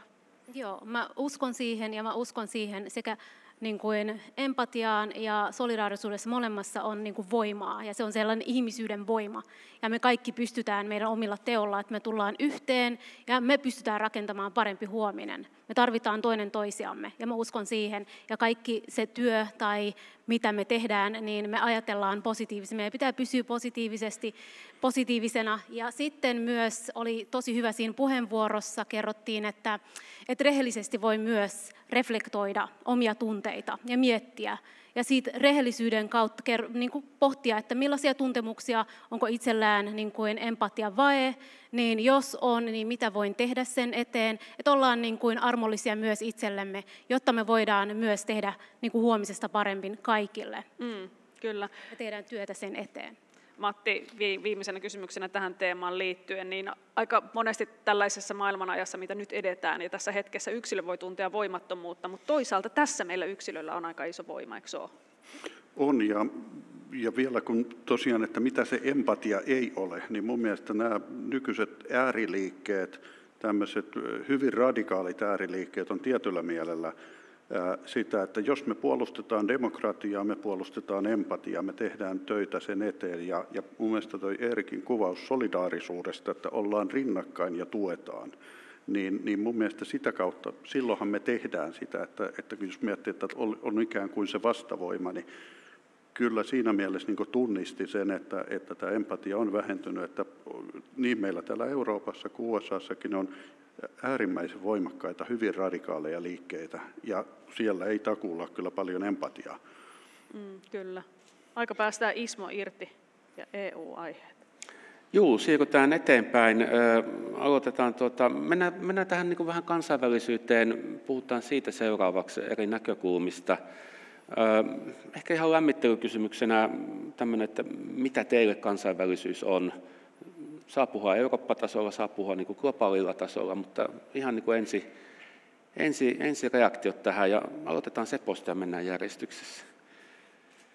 No varmaan jo tavallaan, että ei tehdä sellaisia keinotekoisia rajoja johonkin kohtaan, mihin se oma ryhmä tavallaan rajataan. Ja että tavallaan niin kun se pelikenttä on suurempi kuin se oma hiekkalaatikko. Ja ajattelen, että se voi olla, siinä on tietynlainen kulttuurinen ero jokaisen meidän vieruskaverin välissä, että kaikkihan me ollaan tavallaan semmoinen oma mikrokulttuurimme ja siitä ajattelen, että se niin kuin on se eka ja ehkä niin kuin kulttuurien välisyys, kansainvälisyydestä tulee mieleen, että on aina niin kuin kansoja, että jotenkin kulttuurien välisyys kuulostaa silleen melkein paremmalta tai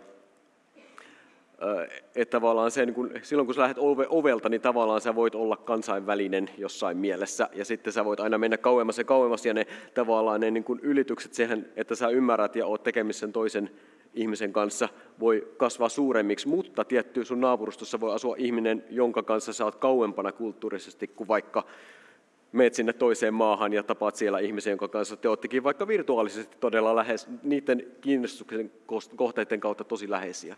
Et ehkä se niin toi olisi se jotenkin, että jatkumona ovesta eteenpäin niin alkaa kansainvälisyys. Niin, ilman jota hengität. Joo. Faisa. Joo, eli mä jatkaisin siitä, että kuulosti tosi hyvin kerroit kansainvälisyydestä.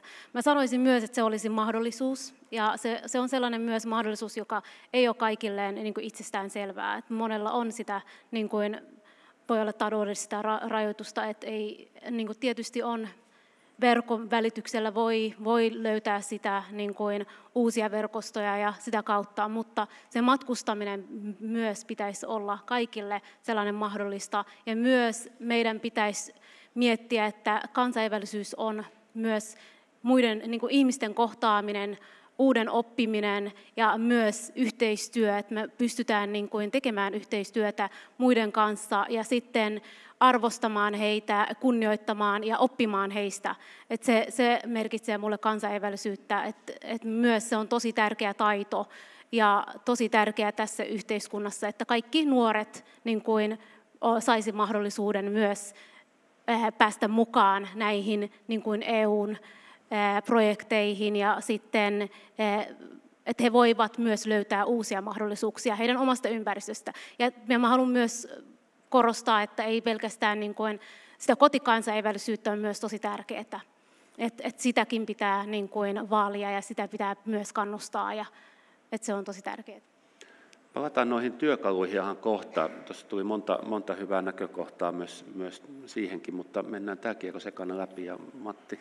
Joo, eli mun mielestä jos katsoo sitä, mitä on ajassa tapahtunut, niin 25 vuotta sitten niin kansainvälisyys oli sitä, että joku pääsi lähtemään ja se on sitä herrajon touhua, että pääsee menemään ja liikkumaan, mutta kyllähän me ollaan hienosti menty tätä eteenpäin, että nyt se on arkea. Se on se oppilaitoksesta tulee, se on oppilaitoksen arkea. Se on semmoinen ulottuvuus, joka ei ole kirsikka kakun päällä, vaan se on se kakku itse, eikä sieltä pysty erottamaan siitä arjesta sitä. Ja mun mielestä se on tosi hyvä, että se on mennyt siihen. Tietysti tämä unionissa mukanaolo on mahdollistanut meille aivan valtavan jättiloikan siinä. Joo, mäkin voisin tuohon kokemusasiantuntijana kommentoida paljonkin, mutta mennään kierros loppuun. Jaana. Kompaan Faisa mainitsi oppimisen ja mä uskon, että se oppiminen on tosi tärkeä avainsana siinä kansainvälisyydessä ja se, että miten voi oppia, jos on vaikka niin kuin meilläkin valovalmennusyhdistyksessä työskennellään haavoittuvassa asemassa olevien ihmisten tukena, ja monesti se polku on kohti työhön ja koulutukseen, niin sitten kun me kohdataan muita ammattilaisia vaikka Euroopassa, joilla on samat tavoitteet, he pyrkii samoja asioita kohti kuin me, mutta toimintatavat voi olla aivan erilaiset. Niin siinä on aivan valtava potentiaali oppia asioita, mitä meille tulee mieleen, että jotenkin voisi tehdä muullakin tavalla, kun me ollaan kehitetty omia hyviä käytäntöjä. Niin siinä on aivan valtava potentiaali oppia vastavuoroisesti erilaisia käytäntöjä, kehittää, koska se niinku ihan avartaa ihan hurjasti mieltä.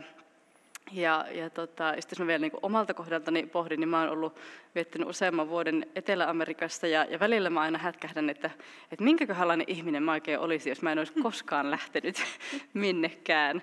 Niin varmaan aika erilainen. Ja täytyy sanoa, että mieluummin olen tällainen, että olen lähtenyt ja olen tarttunut niihin mahdollisuuksiin aktiivisesti, joita on tullut. Tunnistan muuten myös tämän ajatuksen, että se on jollain lailla pysähyttävä ajatus, kun miettii, että mitä itse olisi ilman näitä kokemuksia, kuinka avartavaa, kasvattavaa se on ollut. Kyllä, ja vielä Erik tähän, tässä tulee monta teemaa, johon toivon mukaan meillä aikaa riittää palataan, mutta Erik vielä. Joo, tässä hyvä olla viidentenä tällaisten hyvien kommenttien jälkeen, mutta kompaan kaikkea, mutta just tämmöinen, ehkä lisää muutaman vertauskuvan, just se siltojen rakentaminen nimenomaan ihmisryhmien välillä ja myös se, että näkee yhteisiä mahdollisuuksia, yhteisiä uhkia, kohtaa ne yhdessä. Ja ehkä sellainen, sellainen avarakatseisuus, ja mulle tulee aina mieleen jotenkin, kun mä oon itse nuoruudessa ajatellut näitä, niin että miksiköhän Suomessa usein puhutaan siitä, että niin kuin perustetaan vaikka suomalainen yritys ja sitten mennään maailmalle. Me ollaan jo maailmalla ja jotenkin se, että voitaisiin heti olla kansainvälisiä tästä niin kuin alusta asti, ettei tarvitse olla sellaisia steppejä. Niin kuin. Sellainen semanttinenkin näkökulma, että miten me ensiksi identifioidaan itsemme. Että se on sellainen mielentila. Kyllä. Sano vaan. Joo, minulla tuli tällainen ajatus mieleen siitä, mitä Seppo sanoi, tämä mielikuva, että me astutaan tavallaan ovesta ulos ja sitten siitä lähdetään ottaa askeleita maailmalle. Ja tämä aiempi empatia, solidaarisuusteema, niin kotihan on meille kaikille turvapaikka ja se on meidän oma kuningaskunta. Usein aika pieni sellainen, mutta kuitenkin. Siellä on meidän säännöt. Niin sitten kun me mennään yhä kauemmas ja kauemmas, ehkä valtamerten tai eri mantereilla, niin mehän ei olla enää siellä samalla lailla turvassa. Se ei ole meille tuttua maaperää, siellä se on aika pitkälti tuntematonta. Niin voiko jo itsessään tämä, että me ollaan siellä niin sanotusti muiden armoilla, ehkä toisen sään armoilla, eri tavalla kasvattaa meitä empaattiseksi, jo tämä asetelma. Mitä sä Seppo ajattelet? Niin mä itse asiassa oikeastaan mietin tuossa myös niin kuin Enni Kukan puheenvuoron aikana sitä, että voisiko vastinparina olla empatia tai semmoinen niin kuin uhattuna oleminen tai pelko. Että periaatteessa kun mennään ovesta ulos, niin me voidaan joko, se olisi varmaan semmoinen primaarinen reaktio ihmiselle kokea uhatuksi itsensä, että joku tulee ja hyökkää mun kimppuun ja semmoinen eläimellinen reaktio. Että tietyllä tavalla, että sä voit aina suhtautua tolleen ja mä luulen ne reaktiot, näissä niin kuin kulttuurien välisissä kohtaamisissa, missä jotain muuta kuin empatia tapahtuu, niin on varmasti aika paljon just pelosta ja uhatuksi tulemisesta. Mutta sitten se, että niin kuin voitaisiinko me nähdä se, että meillä on niin paljon yhteistä, että me ei tarvitse oppia tavallaan olemaan pelkäämättä. Ja sitä kautta niin kuin löytää sitä, että hei, tämä on tilanne, missä mä voin kokea, että meillä on yhteistä ja mä voin niin kuin tuntea empatiaa toista ihmistä kohtaan. Mutta se on varmaan sellaista, mitä ihan oikeasti, mitä onkin jo puhuttu, että sitä täytyy niin kuin harjoitella. Ja sitten mä mietin, että sitä täytyy myös pystyä niin kuin auttaa sille toiselle ihmiselle. Että varmasti on tapoja meidän muiden tukea, että toi ei olisi niin kokisi itseänsä uhatuksi. Että se on varmaan semmoinen, mutta ehkä tämä empatia, uhattuna oleminen, niin voisi ajatella, olisi semmoinen ihan tärkeä pointti tuossa. Joo. Hyvä huomio. Ismo. Joo, tunnistan myös tässä hyvin paljon itseäni tosiaan sen Erasmuksen jälkeen silloin, kun tein tutkintoni loppuun ja sitten asuin 6 eri maassa 4 eri mantereilla 25 vuotta ja monesti oli empatia vähän kortilla, täytyy sanoa näissä eri siirtymisissä ja se uuden elämän aina aloittamisessa. Se on toinen tarina.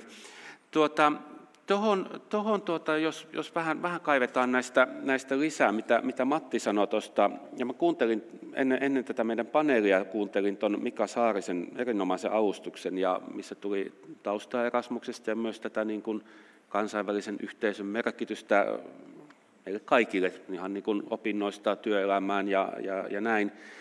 Niin sä sanoit, että aika hyvin tälleen, että kuinka silloin aikoinaan joku pääsi lähtemään. Joo, ehkä tämän voi itsekin allekirjoittaa, ja nyt se on arkea. Mutta eikö se ole niin kuin melko lailla välttämättömyys niin kuin tänä päivänä, että siis harvassahan on ne työpaikat, varsinkin akateemiset työpaikat, missä ei jouduta olemaan Eurooppa-tason yhteyksissä, missä ei jouduta olemaan kansainvälisissä yhteyksissä, arvoketjut yrityselämässä ja sitten hallinnon alat, niin maailmahan on muuttunut niin valtavasti, tiedon määrä lisääntynyt, globalisaatio tullut, paljon hektisempää ja näin. Jos sä niin katot niin sun omalta taustalta, niin mitä työkaluja me tarvitaan tähän? Ja jos mä haastan sua vähän tästä, niin kun sä sanoit, että se on arkista ja mä väitän, että se on välttämättömyyttä ja sä varmaan olet samaa mieltä, mutta mitkä on ne uudet työkalut ja mitkä on ne huomisen työkalut, mitä me tähän tarvitaan? Mä tulen Satakunnasta ja me ollaan melko teollinen maakunta ja siellä meillä on hyvin ristiriitaista, että on osa, että siinä, joka ei ole oppilaitoksessa, niin ei ehkä näe sitä kansainvälisyyttä. Mutta sitten kun miettii meillä ammatilta koulutukselta, että mihin ne menee töihin, no jos ne menee Harjavallan suurteollisuuspuistoon tai Ulvilan automaatioyritykseen, niin ne kaverit on todennäköisesti niitä, jotka tulee matkustaa ihan jumalattoman paljon ja tekee niitä asentamisia ja muita. Eli siinä, että se on arkea ja välttämätöntä. Ja mun mielestä, jos me saadaan se kansainvälisyys osaksi jo sen kotikansainvälisyyden kautta, että se on arkea myös nähdä sillä omalla tontilla, mihin osa meidän opiskelijoista tulee traktorilla aamulla. Niin, että se on kuitenkin semmoinen tontti, että siellä puhutaan useimmiten siis englantia, jos ei se ole suomea, mutta sitten se ryhmä voi puhua jotain muuta kieltä. Eli se on sitä välttämätöntä ja se on ihan, voi sanoa, aika monelle se tulee ihan keskeinen osa sitä ammattitaitoa, kun he sitten aikanaan työllistyy. Ja uskon, että ihan varmasti on myös semmoinen työllistymistä edistävä asia meillä ammatillisen puolen kavereille sitten, jotka sitten sen työuransa aloittaa meiltä. Tässä on muuten iso muutos tapahtunut. Me ollaan Matin kanssa molemmat Satakunnasta ja silloin kun itse olin siinä lukioiässä ja meiltäkin sitten muutamia vaihto-oppilaaksi lähti, mutta kyllä sitä pidettiin silloin, mä oon 38-vuotias, niin silloin minun nuoruusvuosina, niin sitä pidettiin tietyllä tapaa juurikin paikkakunnalla, missä tullaan traktorilla kouluun, niin sitä pidettiin jollain lailla ihan hullun rohkeana. Siis nehän oli aivan irti elämästä, jotka lähti vaihtoon. Kyllä, ja nehän pakeni täältä. Niin. Että mitäs tuli takaisin? Siis tuntuu, että se oli täynnä vaaroja ja perhe ei enää tunnista, kun tulee takaisin, vaikka ei mitään. Ja nyt kutsut siinä, että se on arkea. Eli valtava muutos tässä on tapahtunut. Kyllä, ja mä oon huomannut tämän myös niin kuin mun omien nyt aikuisten lasten kautta, että heillähän tämä on niin kuin täysin normaalia ja niin kuin se, että puhutaan työkielinä kaikkea muuta kuin suomea itse asiassa. Mun molemmat aikuiset lapsethan ei tee suomeksi töitä edes, he tekee parilla muulla kielellä. Mutta mitä työkaluja tähän tulee, ja tästä me päästään hyvällä aasinsillalla Faisaan ja Seppoon, koska te molemmat olette just niin kuin siinä ihan päivittäin tekemässä tätä, niin mitä tämä meidän tämän päivän, sanotaanko se niin kuin plus-miinus 20, mitä motivaatio se tarvii, mitä työkaluja se tarvii? Koska Mattihan kuvasi aika hyvin tämän meidän päivittäisen elämän, että sä oot osa KV-yhteisöä, eurooppalaista yhteisöä, sä teet työtä siinä ympäristössä, valtava mahdollisuus, vaatii jonkun verran ehkä itsekuria päästä siihen tasolle, mutta sen jälkeen taivas vaan rajana. Kumpi aloittaa? Mä voin vaikka aloittaa. No. Eli mä sanoisin, että täällä päin me tarvitaan, nuoret tarvitsevat motivaatiota ja tietoa. Ne tarvitsee tietoa eri mahdollisuuksista, mihin he haluavat hakea. Ne tarvitsee myös erilaisia esikuvia, roolimalleja ja sitä kautta, että he voivat tavoitella näitä erilaisia, saada tietoa, että on työpaikkoja eri puolella ja vierailla myös niissä paikoissa ja sitä kautta löytää, että ei jäädä vain sinne pääkaupungin seudulle. Ja sitten toinen asia on, jos puhutaan Suomen ulkopuolella, niin myös meidän pitäisi viedä sitä osaamista ja koulutusta myös Suomen ulkopuolelle. Esimerkiksi mahdollistaa vaikka kehitysmaassa olevia nuorille niin kuin tytöille ja naisille sellaisen koulutustason, että he voivat tulla tänne töihin ja saada parempaa elantoa. Ja mun mielestä kansainvälisyys on sellainen asia, mikä on myös avannut oven niin kuin kansainvälisille osaajille, että he voivat niin kuin löytää erilaisia työpaikkoja ja mahdollisuuksia niin kuin myös muualta kuin heidän asuinalueesta. Että se olosuhde, johon he syntyvät, ei tarvitse määritellä, että millainen niin kuin oloissa he elävät. Että he voivat löytää paremman elämän ja he voivat tulla vaikka sinne töihin, missä tarvitaan sitä työtä ja saada niin kuin myös sellaista hyvää tasoista tuloa, jolla he pystyvät elämään ja tavoittelemaan heidän unelmiaan. Otetaan tästä Mental Notes ihan kohta Seppo, mutta 3 muuta, eli Erik, Jaana ja Matti. Sepon jälkeen mä haluan kysyä teiltä, että ymmärtävätkö suomalaiset kansainvälisellä tasolla toimivat organisaatiot, siis niin kuin sekä yritysmaailma että nämä muut organisaatiot, niin ymmärtävätkö he tämän tarpeen ja kohtaavatko nämä kaksi tavoitetta sitten kuinka tuolla KV-kentillä, mutta sitä ennen Sepon kommentti. Eli mitä nuori tarvitsee, niin. Taitoja ja motivaatioita lähtee. Niin, kun sä oot siellä lukiossa ja sä näet tämän niin kuin joka päivä. Musta tuntuu, että se perinteinen tulokulma siihen on ollut, ja joskus itse gradua tein tästä niin kuin teoriapuolesta ja on tavallaan tämän tematiikan kanssa ollut tekemisissä. Musta tuntuu, että aikaisemmin puhuttiin tosi paljon kulttuurien välisistä taidoista. No tietty kielitaito, mutta sitten just, että kuinka sä toimit kiinalaisessa kulttuurissa ja ranskalaisessa kulttuurissa ja tämmöistä tiettyä kulttuuritaitoa. Ja sitten tuli musta aika semmoista vaikeaa ja semmoista, että ei vitsi, että toi on kyllä jollekin ihan muulle ihmiselle kuin mulle. Kielitaito on edelleenkin mun mielestä vuorovaikutustaito tärkeä. Aina mitä enemmän sä opit muista kulttuurista, se auttaa sua. Mutta näkisin, että ne on sitten sellaisia, mitkä rakentuu sen pohjan päälle. Se on sitä niin kuin kuorrutetta. Ja sitten kun sä oot siellä Kiinassa tai Ranskassa pidempään, niin sä kyllä opit siihen ja pystyt vielä paremmin tulkitsemaan tilanteita. Mutta jotenkin ihan ensimmäisenä lähtisin varmaan, no taas ehkä tämä ovesta ulos mentaliteetti, että kun sä astut sieltä ovesta ulos, niin tiedosta ja ymmärrä, että sä tuut tällaiseen kulttuurien väliseen tilanteeseen. Ja kun sä lähdet tekemään ryhmätyötä monikulttuurisessa ryhmässä tai sä lähdet vaihtoon, Erasmus plus vaihtoon tai liikkuvuuteen, niin tiedostaa, että no ihmiset ajattelee jokainen todennäköisesti vähän eri tavalla kuin sä. Ja sun täytyy niin kuin kuuntelemista oli hyvin alussa, kuunnella mitä ne sanoo ja mitä ne oikeasti tarkoittaa ja yrittää myös niin kuin viestittää niille, että mitä sä tarkoitat. Että te ymmärrät sen, että teidän täytyy saada se sama ymmärrys, semmoinen asenteellinen taso tavallaan, että nyt ollaan niin kuin, että me halutaan ymmärtää toisiamme. Ja sitten siihen tietysti se kieli on niin kuin tärkeä, semmoinen konkreettinen, mutta sitten jotenkin semmoinen myös tietynlainen semmoinen niin kuin ajatus siitä, mitä me voitaisiin niin kuin asennetasolla myös, että sä pärjäät, viestittää sitä, että sä pärjäät ja kaikki ei ole aina helppoa, mutta sä voit kyllä kehittää paksun nahkan, hienosti sanottuna resilienssiä siihen, että siellä vaikeassa tilanteessa pärjäät maailmalla. Ja sä pärjäät sillä samalla resilienssillä myös naapurissa, koulutehtävissä, työelämässä. Mutta mun mielestä se aika paljon tulee se asenteeseen, että ymmärrä missä sä oot, että ymmärrä, että sun täytyy saada selvää niistä viesteistä ja sinnittele, kyllä sä pärjäät ja sitten sulla on ne työkalut, ne kielet ja muut. Ja musta tuntuu, että kun lukiolaisten kanssa juttelee, että mikä oli hienointa, kun me nyt sä olit tuolla, oltiin joitakin viikkoja sitten Espanjassa keskellä siellä ja moni sanoi, että hei, että tämä oli eka kerta, kun mä olin yksin missään ja mä pärjäsin. Mua jännitti, kun mä menin sinne isäntäperheeseen espanjaksi, mä pärjäsin siellä ja mä yllätyin, että mun enkku olikin näin hyvää ja mä selvisin siitä. Et jotenkin mä luulen, että kaikesta huolimatta, vaikka sä et sitä kiinalaisen tai ranskalaisen kulttuurin hienouksia ymmärtäisi nyansseja, lukisi sieltä, niin jos sulla on sellainen olo, että sä oot valmis selvittämään ja luotat siihen, että sä pärjäät, niin aika hyvin menee. Samaa mieltä.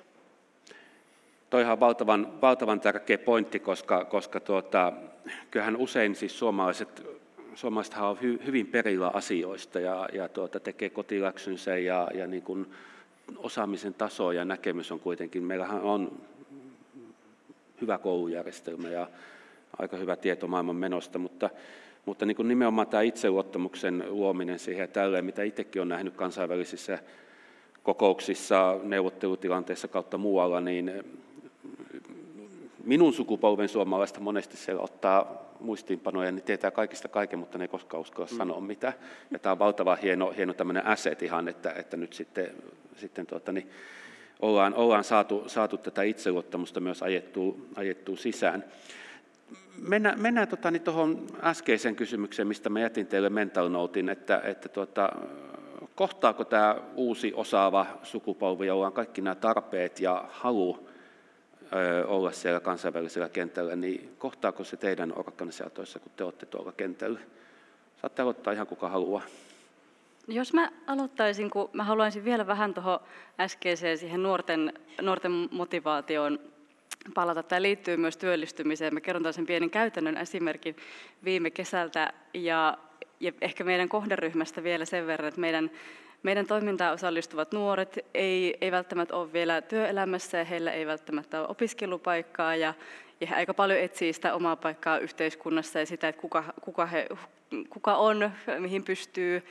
Ja voi olla myös mielenterveyden haasteita, yksinäisyyttä, erilaisia ehkä vähän kasautuneitakin pulmia, joihin me sitten haetaan tukikeinoja täällä Suomessa. Ja meillä oli mahdollisuus lähettää 6 nuorta ja 2 ohjaajaa viime kesänä Saksaan nuorisovaihtoon. Ja se oli valtavan hieno kokemus. Totta kai siinä sai nuoria kannustaa lähtemään ja jo siinä alkuvaiheessa siihen, että kyllä, tämä mahdollisuus on myös sinulle ja kyllä, sinä pystyt lähtemään, me lähdetään sinne yhdessä, siellä saa myös tukea.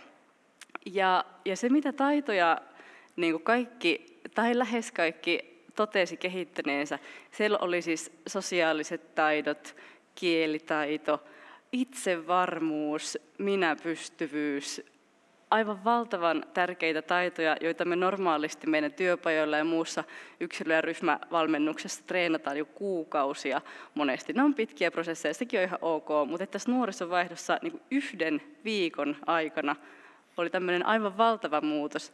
Ja tämän lisäksi sinne osallistui 1 nuori, joka eli Suomessa aika lailla käänteistä päivärytmiä, että hän valvoi yöt ja nukkui sitten pitkälle päivään. Ja hän pystyi siellä osallistumaan ja sitoutumaan siihen päivätoimintaan ja hän kerta kaikkiaan pystyi kääntämään sen päivärytmin. Ja tämä on toinen asia, jota täällä harjoitellaan paljon pitemmän aikaa. Ja hänellä oli tässä viikon aikana mahdollisuus kokeilla, että miten se toimii ja hän pystyi siihen. Ja tämä oli huikea onnistuminen. Ja toisella nuorella oli hankalaa syömisen kanssa, että hän söi tosi vähän normaalisti, mutta sitten kun siellä urheiltiin ja oli säännölliset ruoka-ajat ja siinä ryhmän kanssa aina syötiin, niin sitten hän itsekin totesi, että hei, että mä huomaan, että mä pystyn nyt syömään enemmän, mulla on enemmän ruokahalua.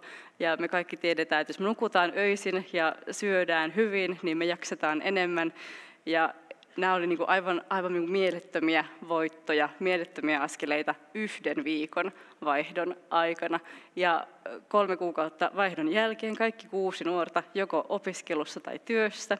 Eli ei välttämättä ainoana asiana ollut tämä nuorisovaihto, mutta se oli ehdottomasti myös vaikuttunut tähän positiiviseen jatkoon. Toihan on ihan sairaan hieno tarina ja sairaan hieno riste. Ja mä näin, että Seppo nyökytteli.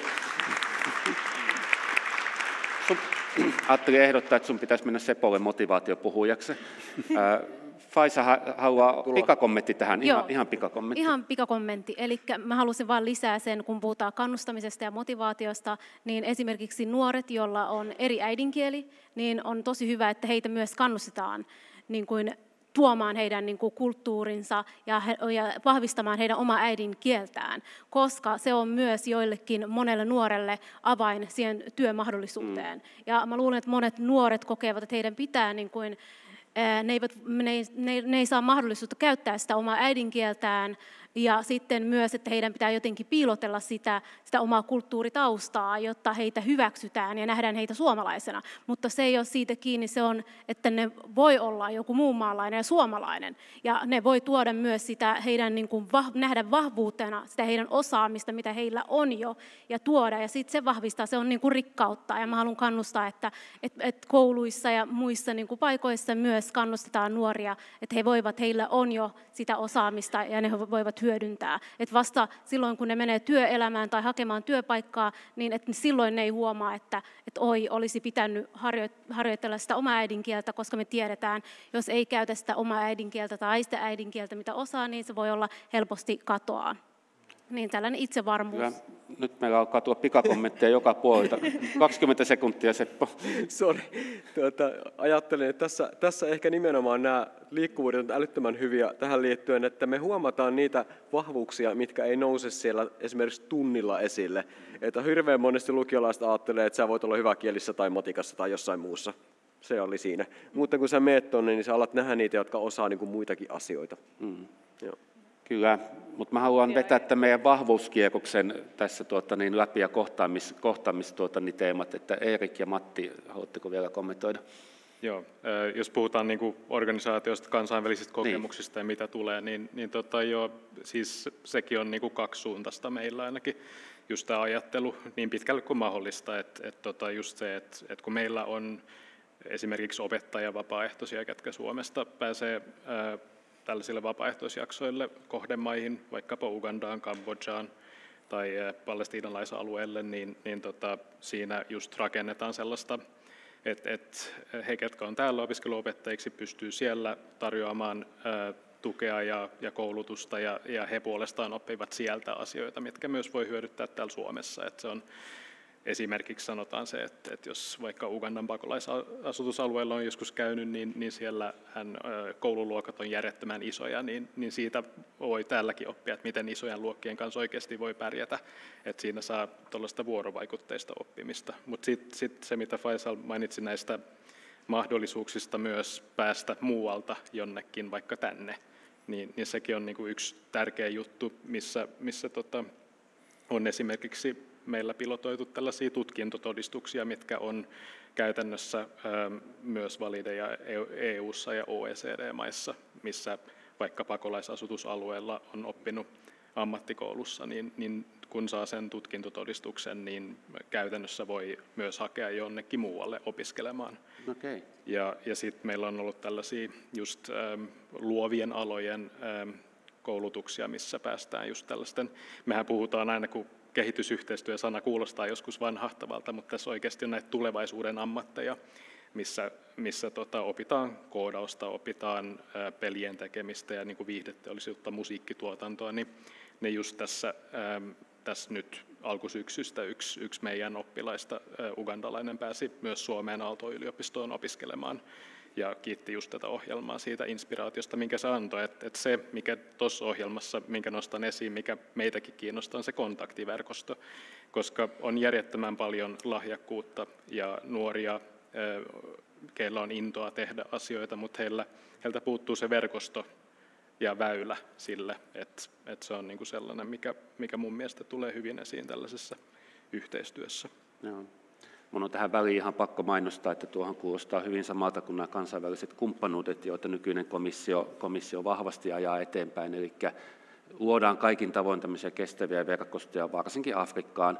Koulutus on oleellinen osa tätä, eli koulutuksen vahvistaminen ja näiden verkostojen kehittäminen. Ja tässähän meillä on Suomena niin kuin mahtava hieno tilaisuus, koska suomalainen komissaari Jutta Urpilainenhan vastaa näistä KV-kumppanuuksista. Ja me pyritään komissiona kaikin keinoin tietenkin vahvistamaan tämän tapaisia verkostoja.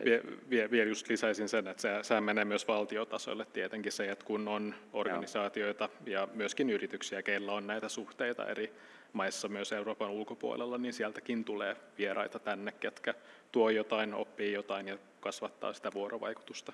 Joo. Tähän kierrokseen Matti vielä.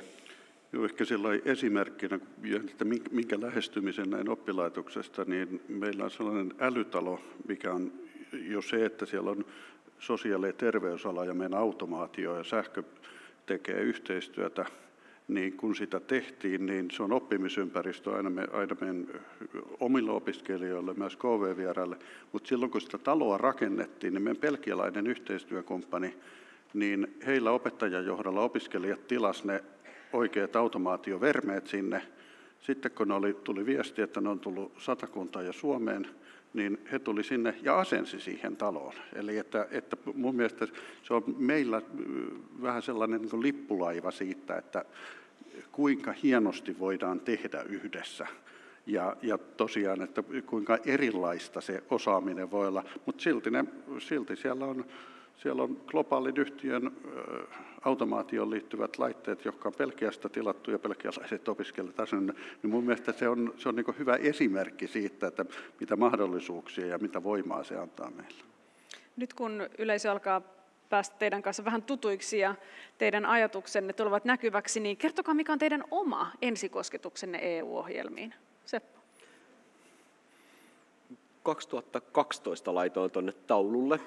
Olin aika äskettäin siinä aloitellut työt lukiokoulutuksessa ja sitten mulle sanottiin, että ei oikein löytynyt, muut ei nyt oikein pääse menemään, että voisitko sä mennä tuonne Stratford-upon-Avoniin, Shakespearein kotikaupunki Briteissä. Siellä olisi sellainen 2 vuoden projekti, mikä pitäisi suunnitella ja sitten lähteä viemään eteenpäin. Ja sitten jännitti jonkin verran ja mietin, että mitähän ihmettä mun pitäisi siihen nyt sitten. Ja muistan sitten kyllä laittaneeni tekstiviestejä kotimaahan kyselleen, onko tämä nyt ihan ok ja meneekö tämä hyvin ja näin. Mutta kai se ihan hyvin meni, että saatiin projekti vedettyä läpi ja sitten siitä lähti, ja tässä usein varmaan, niin kuin aikaisemmin puhuttiin, että käy silleen, että sitten sä huomaat, että ei kukaan muukaan välttämättä lähde, ja sitten sä tavallaan niin kuin tykkäät ja jatkat, ja sillä tiellä ollaan.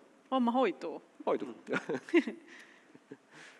Meidän niin kuin Mentoring the Future-hanke, joka sai solidaarisuusrahoituksen, niin sen tarina on lähtenyt siitä, että me osallistuttiin 2019 Rauhakasvatusinstituutin järjestämään Toiveestasi totta -työpajaan, joka oli aivan mahtavaa, ja me saatiin tukea siinä niin kuin oman projektin tai hakemuksen selkeyttämisessä, ja sitten 2020 saatiin rahoituksen.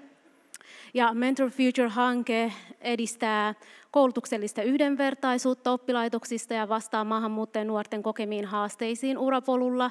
Ja myös tehdään yhteistyötä opinto-ohjaajien kanssa, jotta nuoret saisivat kattavamman kuvan eri koulutus- ja työllistymismahdollisuudesta. Ja nyt me ollaan vielä jatkettu Mentor for Future-hanketta. Mentor Future-hanke on tähän päivään asti saanut paljon niin kuin palkintoja ja tunnustusta, mikä on ollut tosi mahtavaa. Ja se kertoo siitä, että jos teillä on sellainen niin kuin hyvä idea ja haluatte niin kuin viedä eteenpäin ja niin kuin vaikuttaa yhteiskunnan epäkohtiin, niin kannattaa mielellään suositella, että osallistukaa siihen. Löydätte varmaan kaikki tiedot sosiaalimediasta. Ja sitten myös Mentor Future-hanke on saanut lisää ulottuvuuksia. Eli nyt me ollaan niin kuin julkaistu kirjan ja valokuvanäyttelyn, ja se on myös tapa viestittää eri uramahdollisuuksista. Se on suuria unelmia, tarinoita suomalaisista, jotka muuttavat maailmaa, ja sitten kirjallisuuden ja tarinoiden keinoin me kerrotaan 20 suomalaisen vaikuttajan uratarinasta, ja myös me halutaan, että nämä kirjat hyödynnetään koulussa, jotta nuoret saisivat tietoa eri uramahdollisuuksista ja esikuvia ja samaistuu niihin tarinoihin, ja myös ne saisi tietoa erilaisista, että ei aina ole yksi polku, että on erilaisia polkuja. Ja se on ollut tosi mahtava matka, ja mä oon toiminut projektipäällikkönä tässä hankkeessa. No entä sitten Matin ensikosketus EU-ohjelmiin? Mä yritin sitä miettiä, mutta mun menee edelliselle vuosituhannelle, että mä oon yliopistolla opiskellut, niin silloin ei, tuossa kun aikajanasta näkyy, että kyllä silloin niitä jo oli, mutta silloin ei ollut, mutta mä oon siirtynyt ammattikorkeakouluun 90-luvulla, niin viereisessä työhuoneessa oli Satakunnan ammattikorkeakoulun KV-koordinaattori.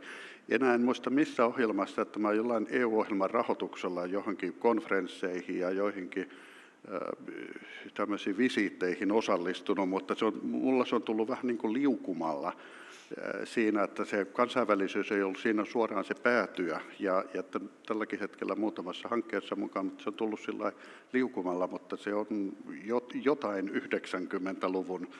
1900-luvulla. Mutta siitä on jo aikaa sen verran, että se on tämmöinen historiallinen tapahtuma. No mullakin, jos mä oikein kaivelen muistin servereitä, niin menee 90-luvulle, koska musta tuntuu, että siis Sipoossa Lukkarin koulun ala-asteella oli Comenius-toimintaa, voin muistaa myös väärin, mutta musta tuntuu, että siellä oli yhteistyökoulu tai kylä jossain päin Eurooppaa, ja mä en oikein käytännössä muista, että mitä me tehtiin tämän asian puitteissa, mutta sen mä muistan, että mulla on jäänyt siitä semmoinen utelias ja kiva olo, että meillä on yhteys johonkin, me voidaan ehkä lähettää kirjeitä. heille ja kommunikoida. Se oli tosi kiva. Ja 2019 pääsin job shadowing matkalle Tanskaan, mikä oli myös erittäin kiva kokemus. Se on tuoreemmassa muistissa. Tämä on ihanaa, että kaikki muistijäljet ei ole yhtä vahvoja, mutta se on ihan ok. Niin, kyllä. Erik.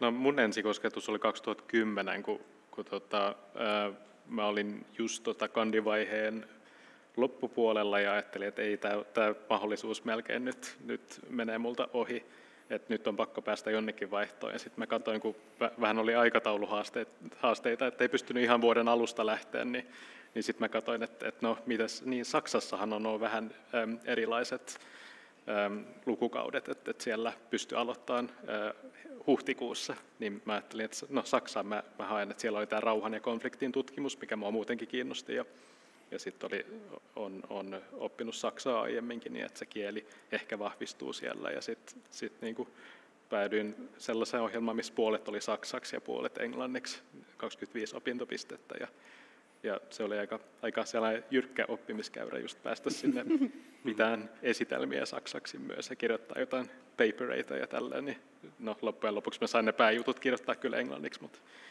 se oli tosi hauskaa ja sitten mä ajattelin just sen jälkeen pakko jatkaa maisteritasolla myös jossain muualla.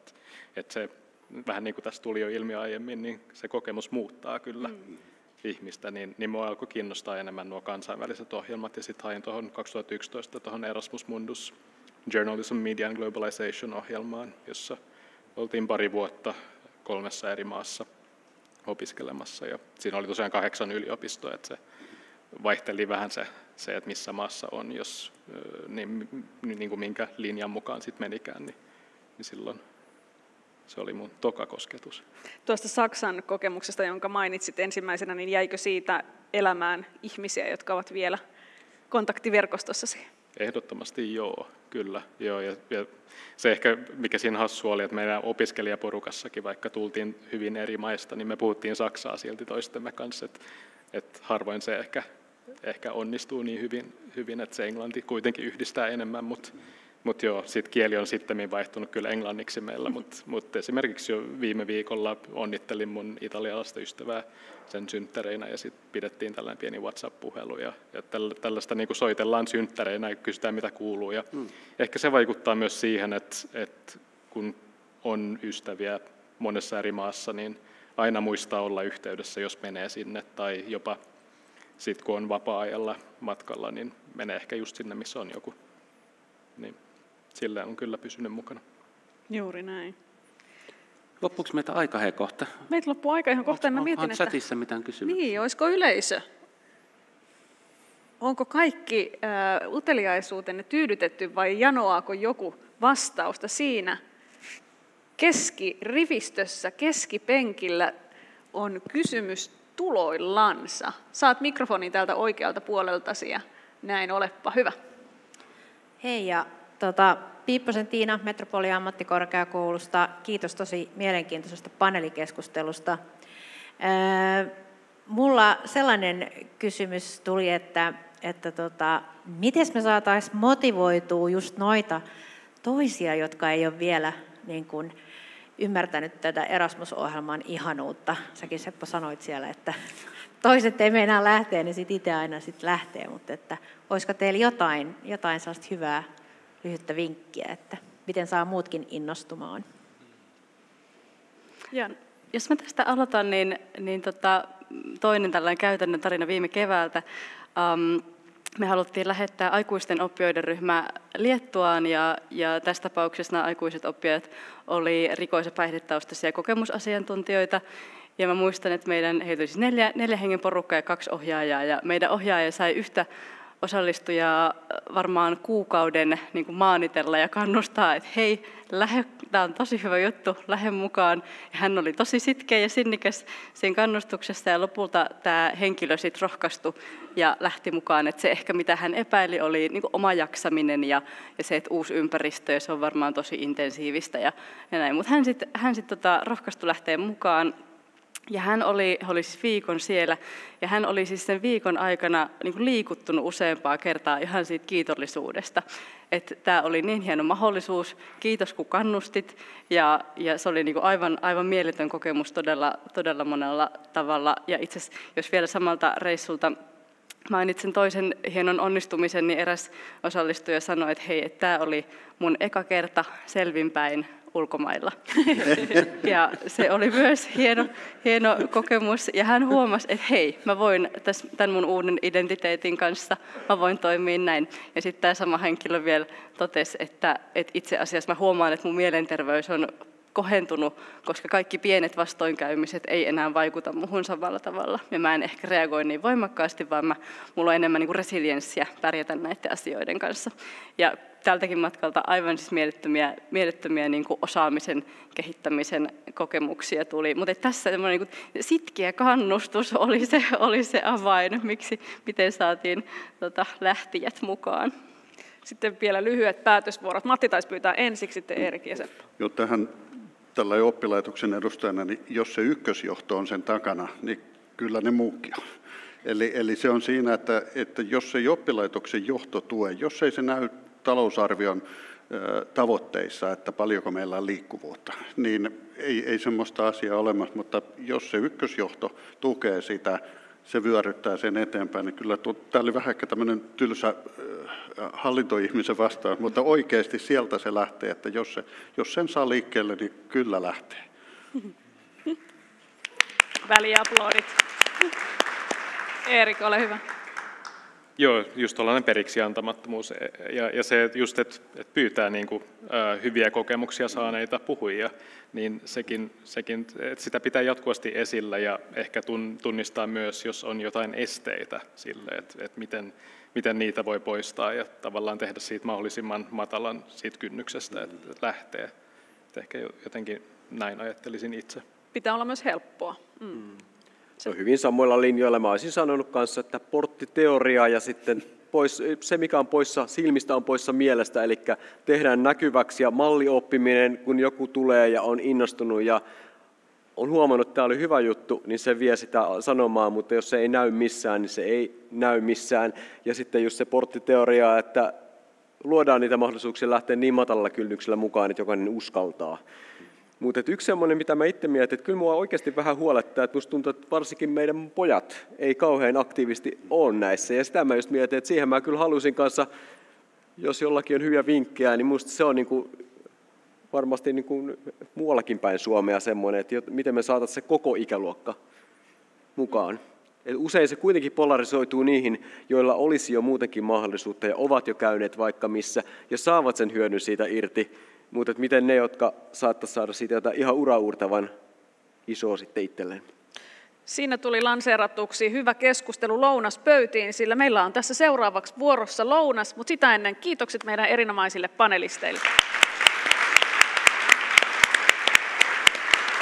Ja kiitos myös Ismolle partneruudesta tässä lystissä. Ja tosiaan lounas on katettu tuonne itse asiassa tuon seinän taakse teidän vasemmalle puolelle ja me palataan tähän saliin kello 13.45. Älkää unohtako valokuvaseinää, joka on tätä tilaisuutta varten rakennettu. Voitte miettiä, että käyttekö ennen vai jälkeen ruoan. Siinä on eroja. Nähdään kohta. Lämpimästi tervetuloa siis takaisin. Toivottavasti nautitte lounaasta ja jatketaan meidän tämän päivän ohjelmaa. Mika Saarinen, saavutko kanssani lavalle? Meillä on tärkeä tehtävä edessä. Mikalle vielä aplodit. Ennen kuin päästään tositoimiin, niin tiesitkö, että tämän tilaisuuden chatissa keskustelu on käynyt kiivaana yhden kysymyksen ympärillä? Ja ajattelin esittää sen sinulle. Tarvitseeko solidaarisuuden herääminen aina jonkin kriisin? Tämän ympäriltä tänään on käyty keskustelua. Mitä sanot? Se on hyvä kysymys ja toivottavasti ei. Niin. Jotenkin huolestuttavakin kysymys, mutta kyllähän se ehkä on näin, että tarvitaan herätettä ainakin, jos ei nyt kriisiä. Eli jonkinlaista tietysti siis tiedostamista. Näinpä. Niin se on kyllä varmaan se solidaarisuuden myös osa sitä. Heräte oli hyvä sana. Ja kiitos kaikille keskustelijoille myös siellä etäyhteyksien päässä. Käydään keskustelua tietysti tämän tilaisuuden loppuunkin aktiivisesti. Mutta sitten laatua opetuksen eurooppalaisella yhteistyöllä vuoden 2022 eurooppalaisen innovatiivisen opetuksen palkinnot on laitettava jakoon, eikö näin? Kyllä. Kerro Mika tästä tunnustuksesta. No niin, otetaanko englanniksi vai suomeksi? We can do that. We can change the language. We change the language because I had the notes in English. Okay. It helps a lot.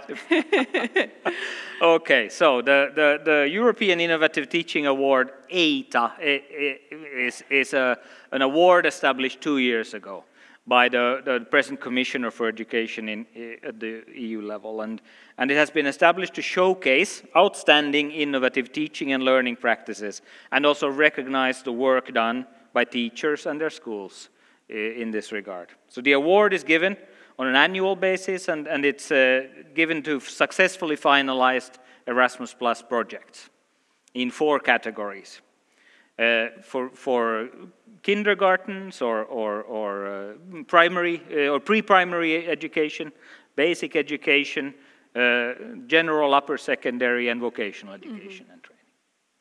And the projects are selected in each country by the Erasmus Plus national agencies, so Opetushallitus in Finland, and covering the fields as I said already. This year the theme was creativity, sustainability and learning together. So these were the themes. And in Finland we have awarded 4 projects this year. And they all support teaching and learning in innovative ways, and they link with this year's theme very closely. So let's ask for those people behind these 4 projects to come to the stage. Please.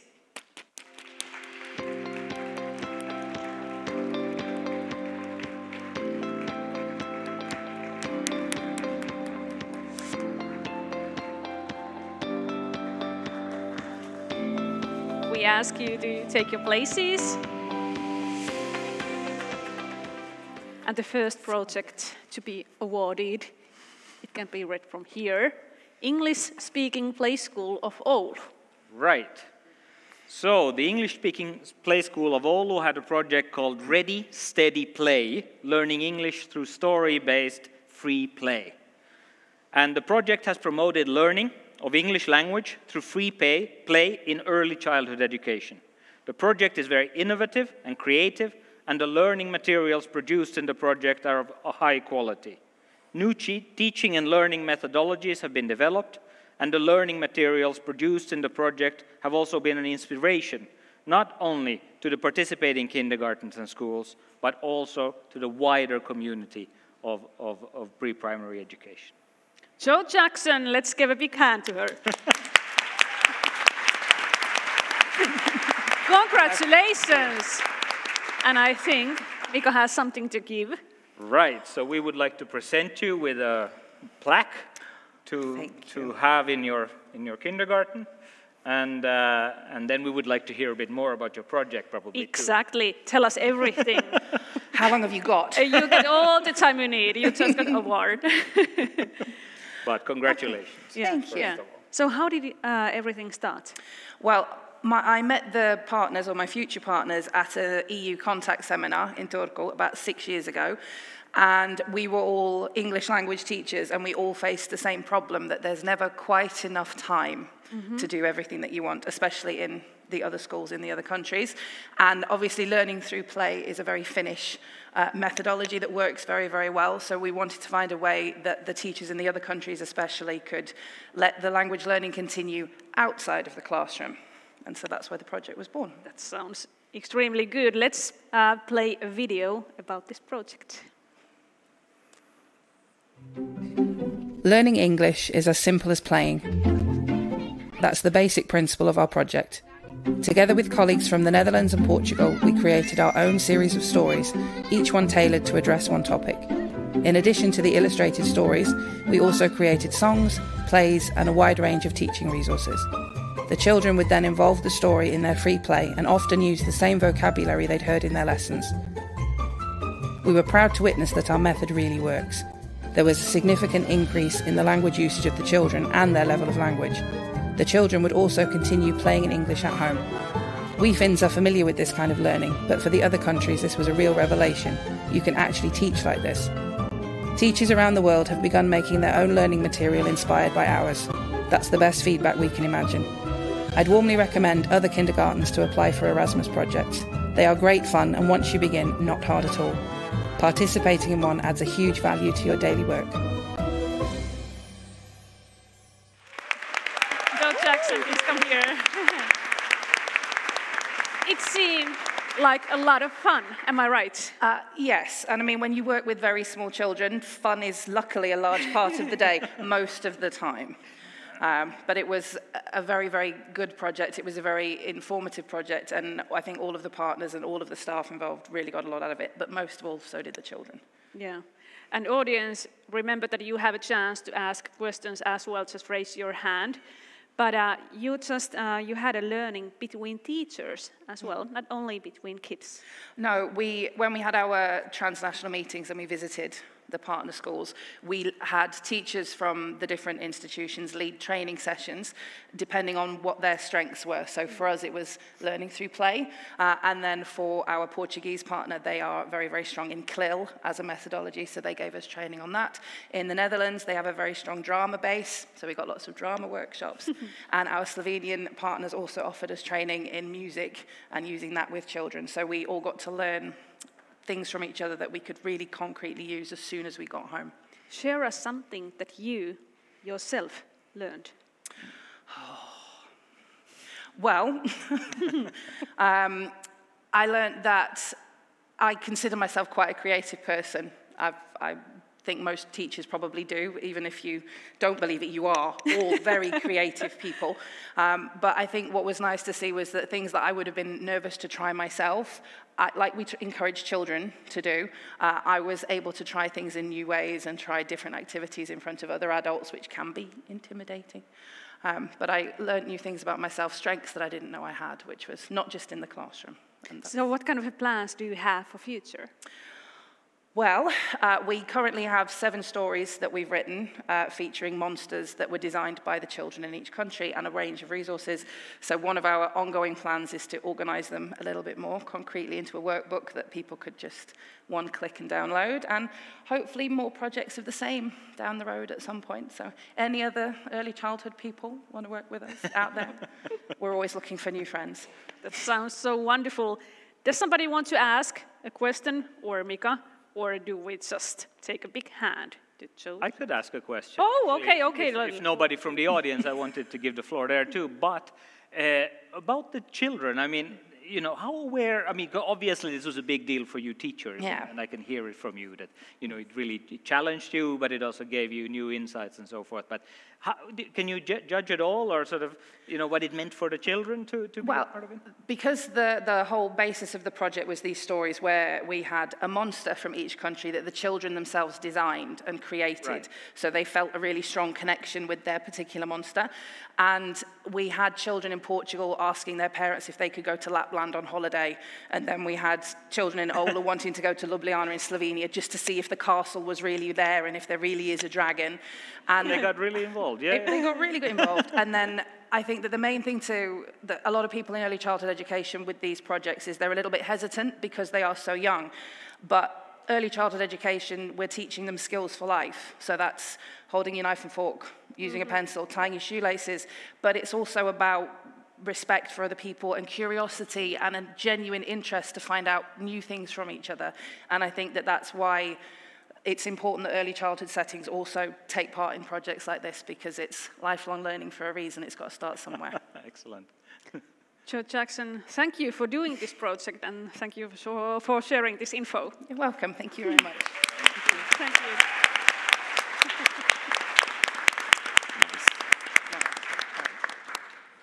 And the second award. Yes, the second award goes to Metsokankaan Koulu. Well-being, internationality, and co-teaching in our school was the name of the project. In the project, teachers participated in courses abroad and gained new knowledge of different topics and methods. This new knowledge and new ideas have been incorporated into the school curriculum in an innovative way.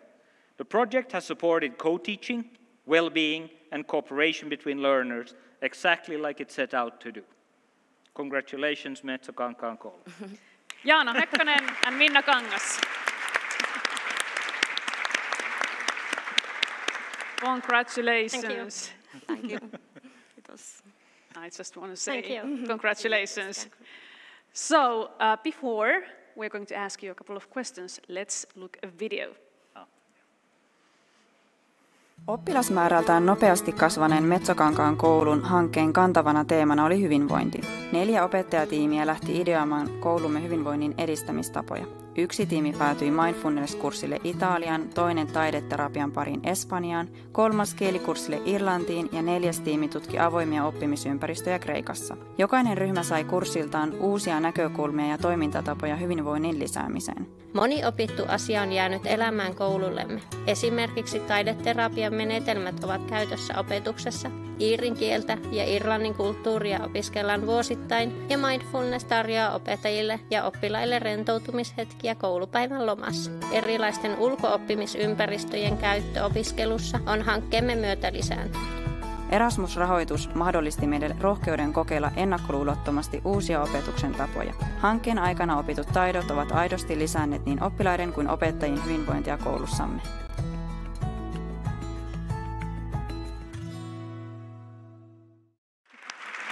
It looks so great. Please come here. Please come here. I have a couple of questions to ask. When you have a tool like mindfulness or meditation in the school, how important it is for teachers, if you are being honest? I think it's a time when you can rest and the children also can rest for a while. It cannot be the whole lesson, but I think a few minutes is enough. Yeah. How did you get the whole idea? How did everything started with this project? Maybe when we start this project in the beginning, we collect discussion on what is our school main needs and topics focus areas. And after that, we found that this maybe is well-being, cooperation, and different kind of learning environments. And this all participants who wanted to take part in this project and write the application looked for that courses on the Europe web page. The main point was to look for different kind of course from the different countries. So our project would include 4 different themes for different Europe country and their language, history, and the culture. The way 2 teachers traveled to Florence and to learn mindfulness, and 2 teachers to Greece learn outdoor activities, 3 teachers to Spain to study art therapy, and 2 teachers to Ireland to study Irish language and culture. But maybe the main things that each teacher chose this course for her own interesting. Okay, so you didn't choose that you have to go to art therapy and you have to go to mindfulness course. No. Yeah, but it all ended up with this great award, and I'm so happy that you are here today. Anybody want to ask something from this beautiful project? If not, then it's time to give a big hand to you. Thank you. Thank you.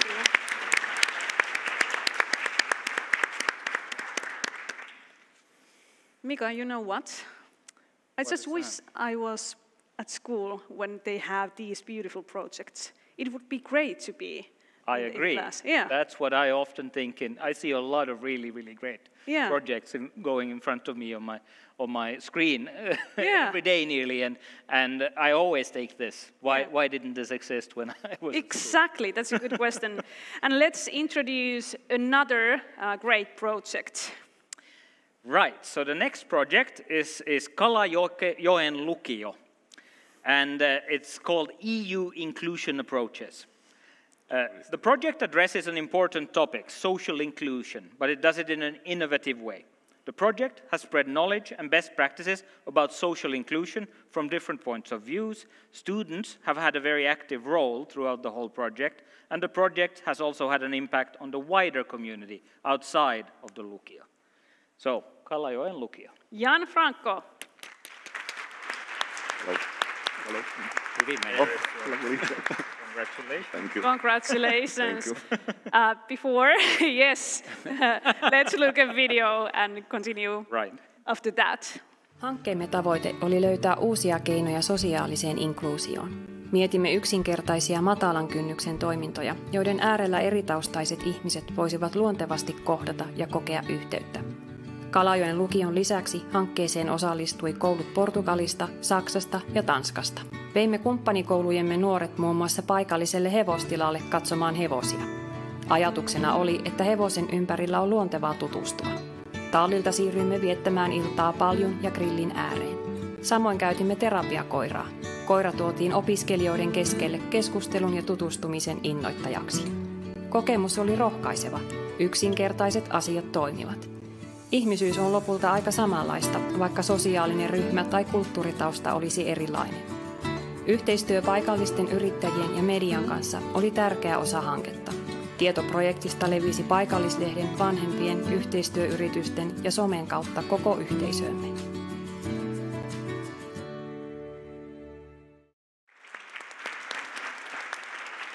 I can see and I can feel that you are being proud of this project, and you have to be. How do you feel right now? Very proud of this project. Yes. How did everything start? Tell the story behind this. Well, actually, I have to give credit also to William, who started this project, but then we switched the work position. So he started and I finished it. So I cannot tell you really that much about the start, but I know that the whole project was very nice. We were lucky with our partners, and the whole atmosphere was very creative and friendly. And yeah, everyone enjoyed. The students enjoyed, adults enjoyed, and community enjoyed, and it was lovely. Did the students see the value of this project from the beginning? I definitely think so. Or, well, actually, I think that first, when they heard inclusion, I think that they were a bit worried, like, oh my God, what is going to be? Are we going to have to read some 500 pages long studies about inclusive processes? But then actually, what I especially like about the project is that it showed that sometimes the simplest of things work very well. Mm-hmm. So what we really worked with were concepts like language, food, animals, or intergeneration dialogue. And it was very interesting to show to the students and to teachers, and through that to the whole community, that people in need of inclusion are very often people that can live next door, and we don't see that on them on the first sight. It can be older people, younger people with some anxiety problems, single mothers, and so on and so on and so on. So, yeah, and not only maybe necessarily what we first think when we hear inclusion, but it can be anyone. Did you learn something yourself? I learned a lot. It was my first project, so absolutely everything from A to Z, how the Erasmus worked. But yeah, I was very surprised how really sometimes just the simplest thing work, and yeah. And like you mentioned, you had quite a huge challenges because the person who started it didn't finish, so you had to take part. But all this, it didn't stop you. You had the faith to the project, right? Yes, we did, and actually that was, I again credit to William, because he was very lovely, and the whole transition was very smooth, and I knew where to catch on and continue the work. So in that sense, it was very well done, and the whole transition. Yeah, so it was fine, and we lost a partner, but luckily with enough flexibility, because the topic was inclusion of Romas, and we actually thought that it's such an interesting and important topic to discuss because they are very often overlooked minorities. I'm from Czech Republic, and I know that it's in Czech Republic the same problem, and in Finland I assume the same, Germany, Denmark, or the other partners of the project as well. So we really wanted to show it. So we actually get in touch with some NGOs that deal with Roma problematics, and we had very interesting, we had a ethnographer that came and actually told us a lot about why they wear the dresses and their culture, and yeah, it was, I think, very interesting. Mm-hmm. And the dog that took its part. Yeah. It seemed like it enjoyed quite a lot. He's a absolute celebrity in Kalajoki. It's Saku, the reading dog. So he actually helps to overcome children's anxiety when they want to read. So they come to the library, they can book a term, an appointment with Saku, and then they come, and Saku comes on their lap or somewhere, and he patiently purrs, no, the dogs purr. But he's very happy while the children read to him some kind of stories, and it's very popular, and I think it's important that Saku does this kind of job. And he gets can I say it? He gets the Sininen Lenki as a reward. Then I hope that's not a promotion of something. But it's quite okay. I'm surprised, Nina, you didn't ask this, because I want to know, did Saku go on an exchange as well? Well, unless they have the Sininen Lenki also abroad, exactly. I think he would not like him. Okay. He's a creature of habit. All right. Questions, anybody? If not, then let's give a big hand. Thank you so much. Thank you. Thank you.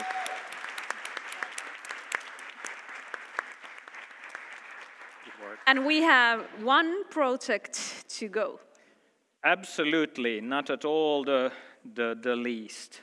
Mercuria Kauppa-oppilaitos had a project called Young Talents Creating New Multicultural Brands.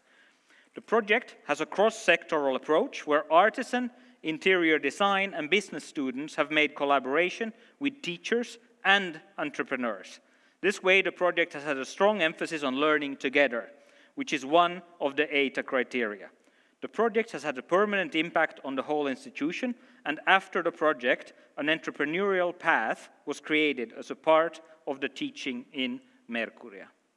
So, Mercuria Kauppa-oppilaitos. Markus Oidevald. Congratulations. Thank you. And let's chat after the video. Young Talents-hanke toi yhteen liiketalouden ja artesaanialan opiskelijoita 3 eri maasta. Opiskelijat perustivat ryhmissä yrityksiä, joista kukin suunnitteli, valmisti, markkinoi ja myi omia tuotteitaan. Opettajan rooli oli toimia coacheina, rinnalla kulkevina valmentajina. Kustakin maasta oli mukana myös yrityksiä nuorten mentoreina. Hanke oli monella mittarilla onnistunut. Tiimityö yrityksissä toimi, nuoret artesaanit valmistivat upeita tuotteita ja liiketoiminnan opiskelijat saivat niitä kaupaksi. Opiskelijamme ystävystyivät ja verkostoituivat muiden maiden opiskelijoiden kanssa. Opetustavassa tieto yhdistyi käytännön tekemiseen. Prosessin aikana onnistumisten ja takapakkien nostamat tunteet auttoivat nekin oppimista. Me opettajat opimme uutta opetustapaa, coachaamista. Hankkeen innostamana kouluumme syntyi yrittäjyyspolku, osaamispohjainen opintokokonaisuus. Siitä on tullut vakinainen osa opetustamme.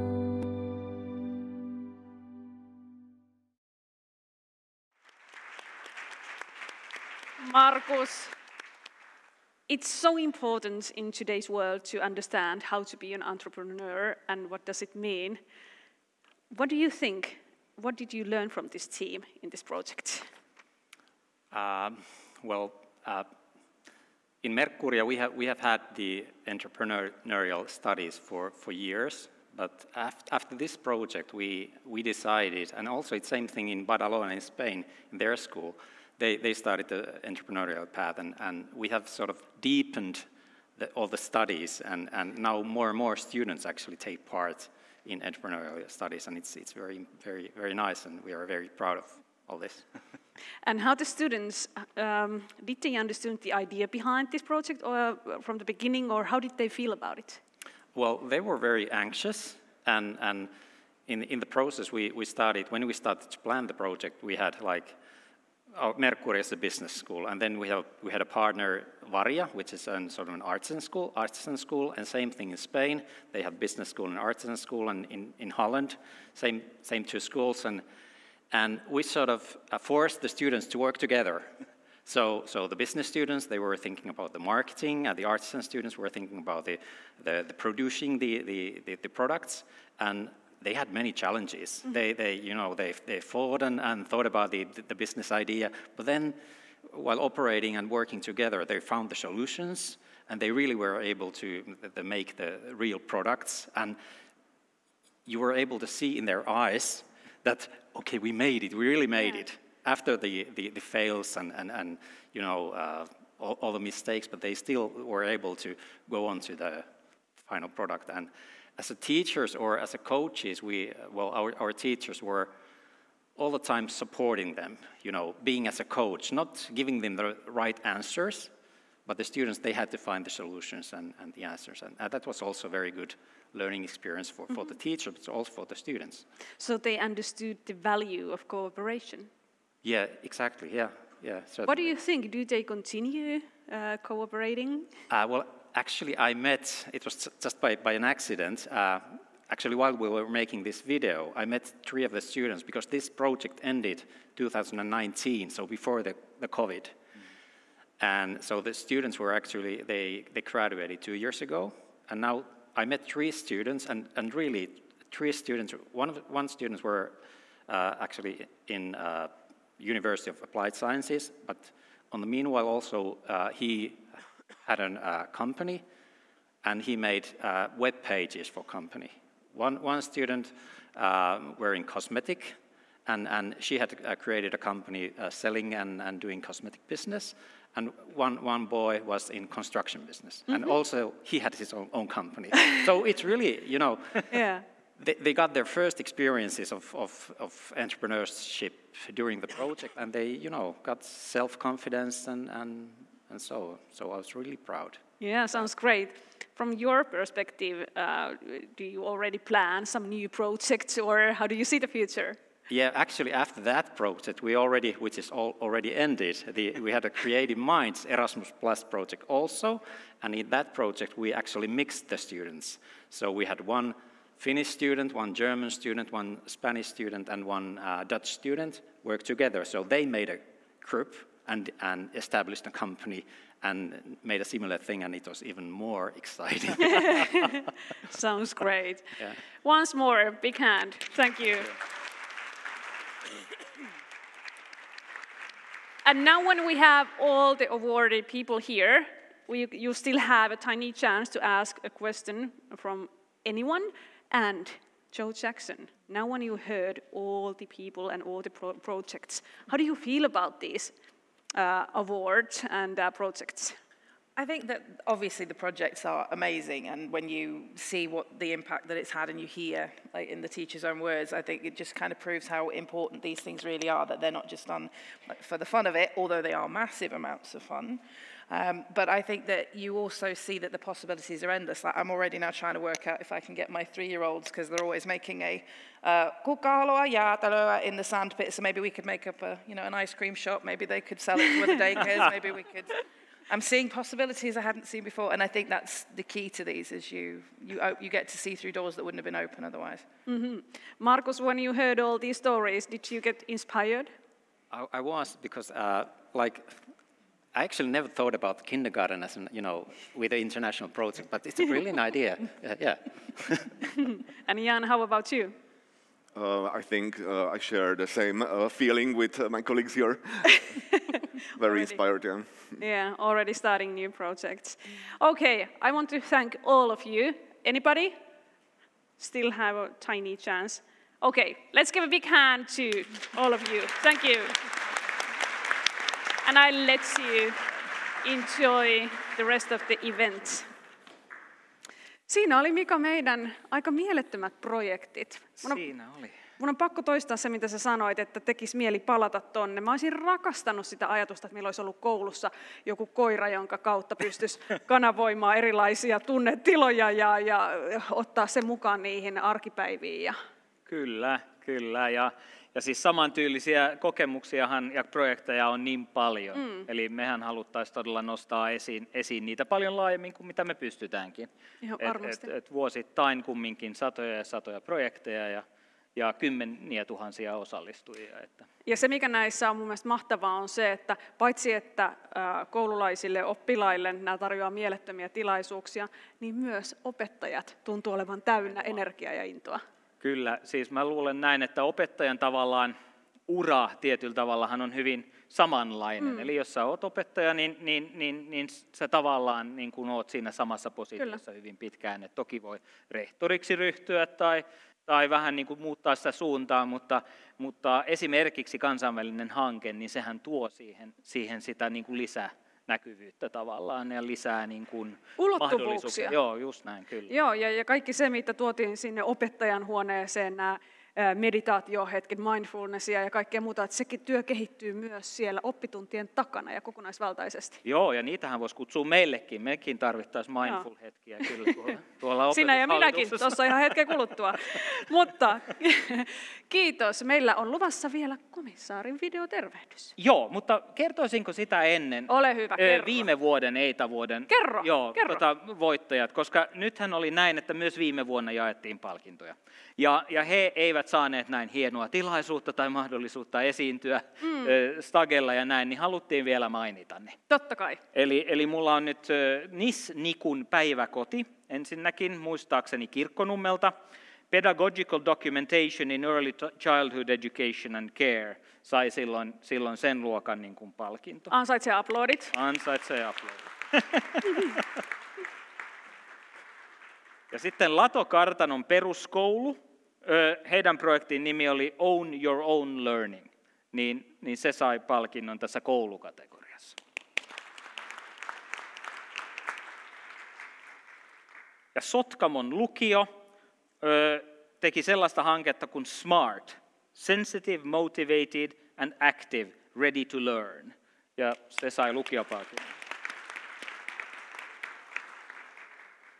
Ja sitten Axel Utbildning täältä Etelä-Suomesta, heillä oli hanke Up Mentor, Introducing Mobile Technology as a Tool to Strengthen the Mentoring Process During Work-Based Learning. Ja se sai ammatillisen koulutuksen palvelun. Niin kuin sanoit, niin on vaikuttavaa, miten paljon tapahtuu, miten paljon erilaisia projekteja. Todella hienoja, kyllä. Ja sitten on meidän komissaarin videotervehdyksen aika. Näin, sillä mennään. Dear teachers and trainers, dear educators, ladies and gentlemen, this award, the European Innovative Teaching Award, is particularly dear to me, and it is a great pleasure to participate, at least through this message, in your celebration today. Each one of you, the teachers, the educators, the trainers, you provide a most valuable service to our society. Every day you share your knowledge and your skills, and you add your energy and your heart. What you do is remarkable. And still we do not always get the credit you deserve. This is where this award comes in.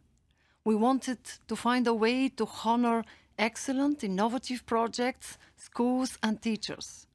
Those of you who think out of the box, those that focus on finding solutions, that give so much of themselves to inspire and motivate their students. The European Innovative Teaching Award is for you. Et vous vous retrouvez aussi au cœur de nombreuses autres initiatives européennes, de l'espace européen de l'éducation au plan d'action en matière d'éducation numérique. Car nous cherchons à revaloriser les métiers de l'enseignement. Nous voulons vous permettre de développer vos compétences tout au long de votre carrière. Nous voulons vous donner des possibilités de collaborer et d'échanger avec vos pairs dans le cadre de projets et de réseaux transfrontaliers. Ceci n'est qu'un début. Mais assez de politique pour aujourd'hui. Chers enseignants et formateurs, concentrons-nous sur la raison de votre rassemblement. C'est avec le plus grand plaisir que j'envoie mes sincères félicitations à ceux parmi vous qui remportent le prix européen de l'enseignement innovant aujourd'hui. Merci de consacrer votre vie au progrès de notre société.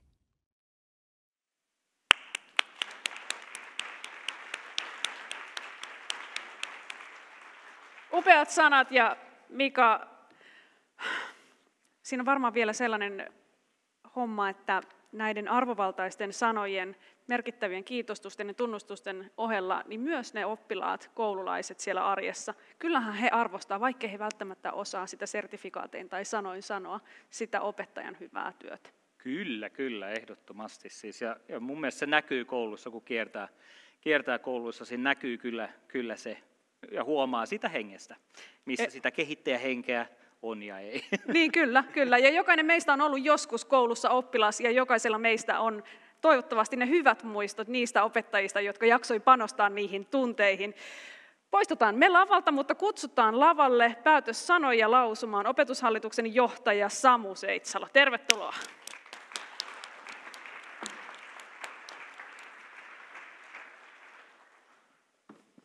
Täällä on niin sanotusti lava vapaana. Olepa hyvä. Kiitos. Meillä kaikilla hallituksessa on mikit taskussa.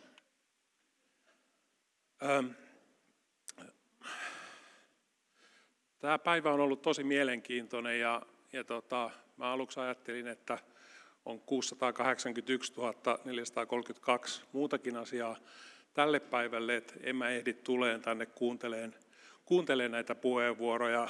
Mä ehkä sitten kuulen ne joskus tai on kuulematta. Onneksi mä tulin Mikan puheenvuoro kyllä jäi väliin, mutta sen mä oon kuullut niin monta kertaa, että sille ei ole niin väliä. Mutta sen jälkeen me ollaan kuultu tosi tärkeitä asioita empatiasta. Me ollaan kuultu siitä, mitä kansainvälistyminen tarkoittaa ja mitä me voidaan sillä saada aikaan. Kun käytiin keskustelua siitä kansainvälistymisestä, niin mulla oli pikkusen semmoinen huoli siinä, että puhutaanko me nyt liikaa siitä, että tämä on ikään kuin väline, tai että me haetaan niin kuin sitä osaamista, jolla me taloudellisesti selvitään tässä yhteiskunnassa. Siitä on kyse tietysti osittain, mutta ei kokonaan. Mä ajattelin lopettaa tämän tilaisuuden siihen, että keskustellaan hiukan siitä, että mikä on tämän meidän tekemisen vaikuttavuus. Meillä on Opetushallituksessa tarkastellaan meidän tehtävässä onnistumista vaikutusten näkökulmasta, yhteiskunnallisen vaikutuksen näkökulmasta. Mä otin tähän tämmöisen yleisen esityksen siitä, että miltä toi vaikutusketju, jota pitäisi tarkastella, näyttää. Siellä on tutut panokset, tuotokset, vaikutukset ja vaikuttavuus. Ja me aika usein keskustellaan noista kahdesta ensimmäisestä, eli siitä, että minkälaisia panoksia meillä on käytössä ja minkälaisia tekoja me saadaan niillä panoksilla aikaan. Sitten kun me mennään tuonne vaikutuksiin tai vaikuttavuuteen, niin se keskustelu alkaa vähän hiljentyä, koska ne on vaikeita asioita. Niitä ei ole helppo osoittaa toteen, että juuri meidän tekemisellä nämä tulokset onnistuu. Mutta kun tänään on kuunnellut esimerkkejä näistä projekteista, mitä me ollaan käyty läpi, niin kyllä mä väitän, että meillä on aika paljon vaikutuksia niihin yksilöihin ja sitä kautta vaikuttavuutta sinne yhteiskuntaan. Tuossa on yleinen esimerkki siitä, että minkälainen se vaikutusketju voisi olla. Palkataan kalastuksen opettaja, 20 henkeä käy kurssin läpi,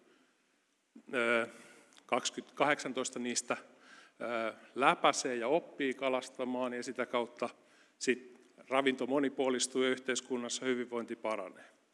Näinhän se ajatus menee. No miten tämä voisi mennä jollakin tavalla tässä meidän tekemisessä siinä, että me tuetaan nuoria opiskelijoita osallistumaan kansainvälistymiseen tai vaihtoihin. Panoksen osalta me ollaan tosi hienossa tilanteessa.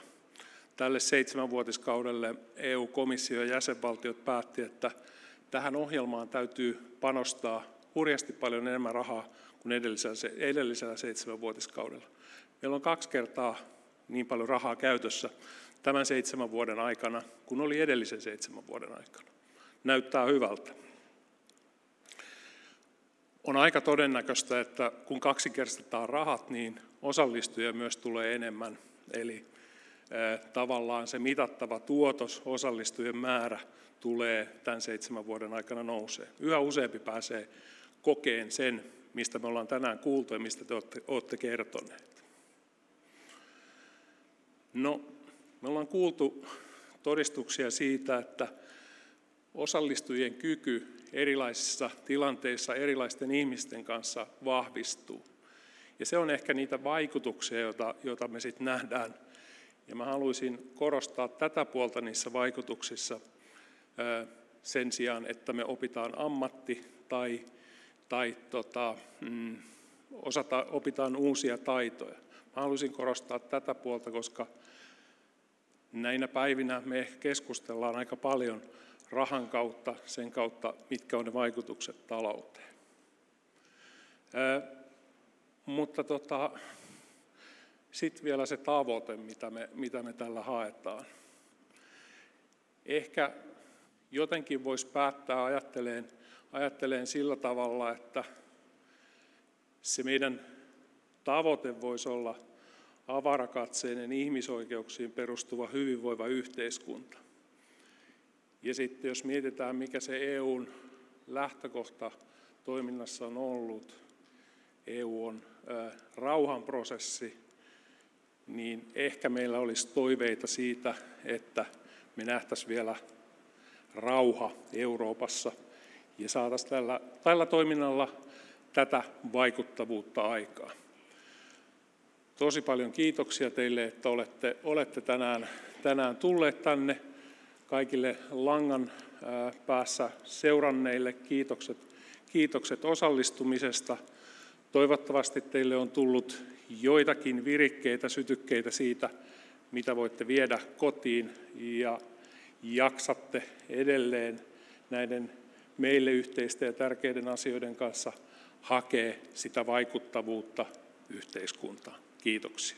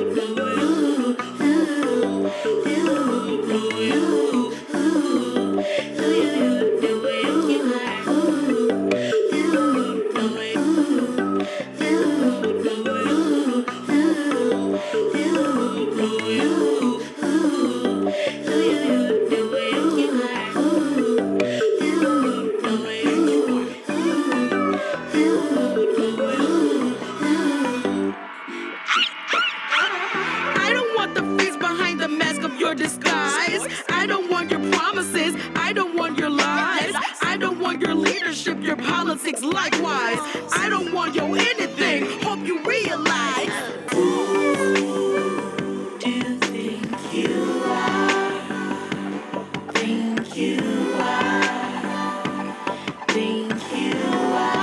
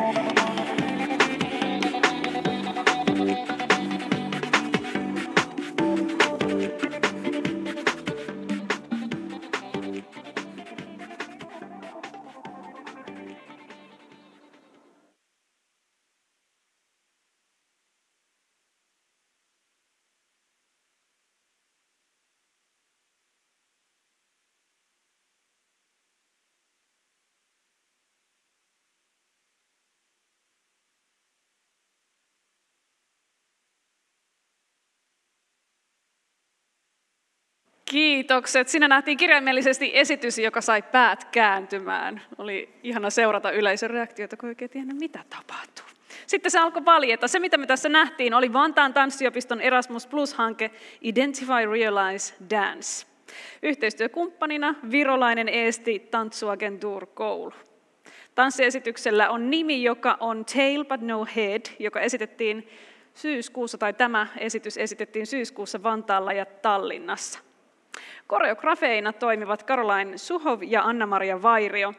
Teoksen aihe on muuten hyvinkin ajankohtainen ja tärkeä. Valeuutiset. Esityksessä käsiteltiin salaisuuksia, juoruja sekä sosiaalisen median vaikutuksia. Kerrotaan vielä, että puvustuksesta vastaa Niina Huovinen ja työryhmä. Tanssijat, he olivat tänään Maisa Helo, Hulda Limnell, Emma Mikkonen, Janna-Liina Porkka sekä Milma Tammikorpi. Isot aplodit vielä kaikille. Kiitos.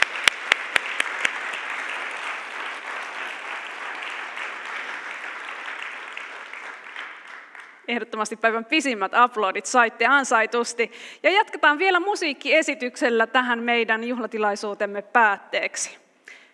Lavalle kutsun nelihenkisen Vaskivuoren lukion bändin esittämään meille vielä 2 kappaletta. Vaskivuoren lukio on ollut aktiivisesti mukana Erasmus Plus-ohjelmassa ja sen edeltäjäohjelmissa. Bändi esittää vuonna 2014 7 maan Comenius-projektissa yhdessä sävelletyn We Are One-kappaleen ja yhden oman biisinsä. Laulusolistina toimii Aini Juusela. Lava on teidän, tervetuloa!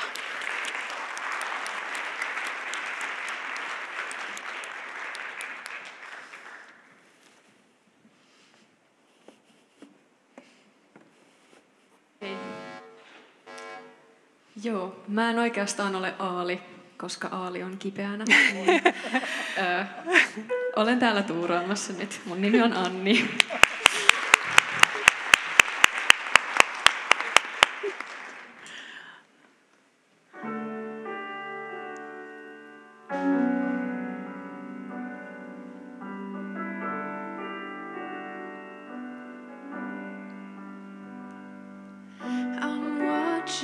sky, and I'm trying to find some peace.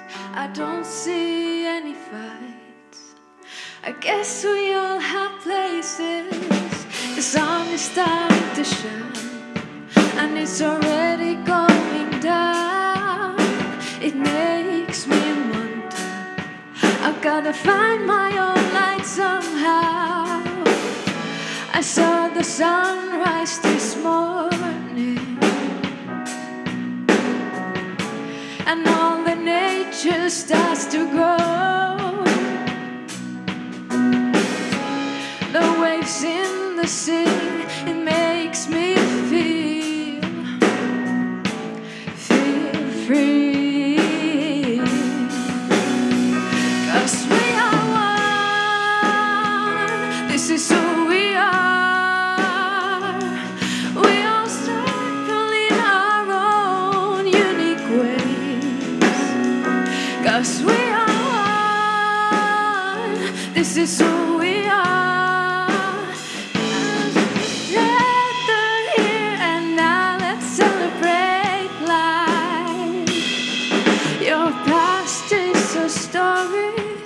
Make it worth reading it. Experience the culture, see the world to its fullest. Climb every mountain, touch the ocean. Live your life every day. The adventure folds before you. Free. 'Cause we are one, this is who we are. We all sparkle in our own unique ways. 'Cause we are one, this is who we are. Now let's celebrate life. 'Cause we are one, this is who we are. We all sparkle in our own unique ways. 'Cause we are one, this is who we are. Here now.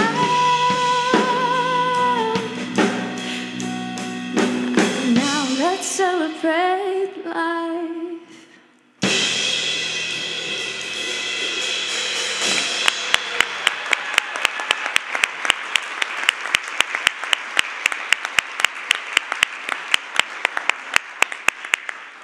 Joo. Ja seuraavaksi me vedetään Aalin biisi. Vähän harmillista, että Aali ei sitä itse nyt pääse esittämään, mutta näillä mennään.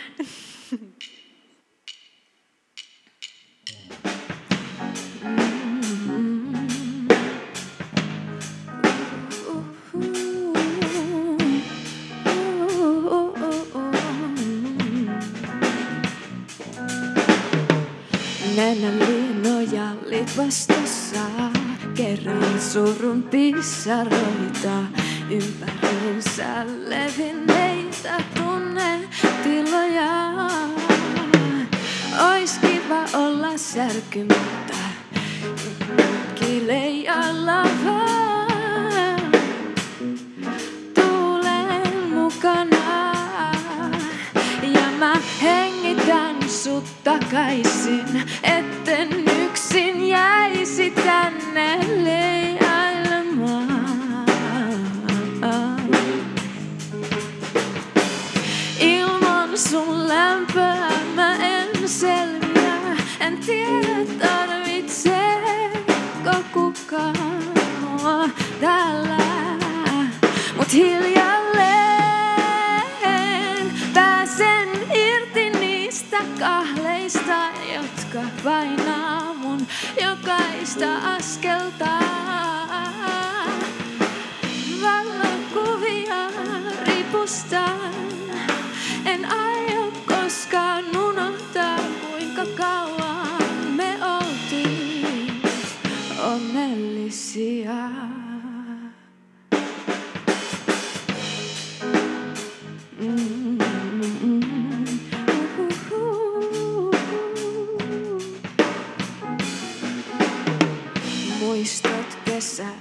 muistoistanne värittää mun synkkiä päiviä.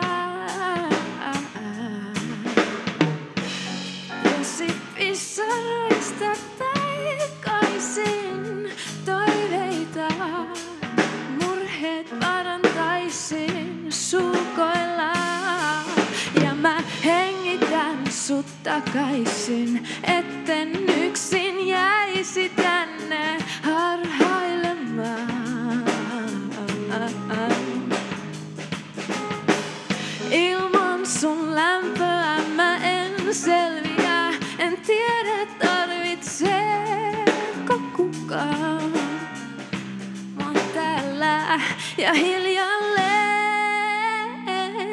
pääsen irti niistä kahleista, jotka painaa mun jokaista askelta. Valokuvia mä ripustan, en aio koskaan unohtaa, kuinka kauan me oltiin. Hiljalleen pääsen irti niistä kahleista, jotka painaa mun jokaista askelta.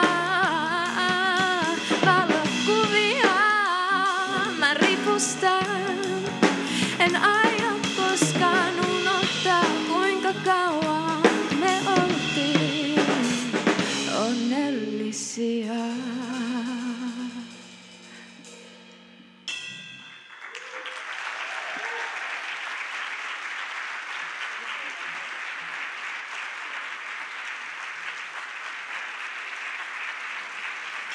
Kiitos.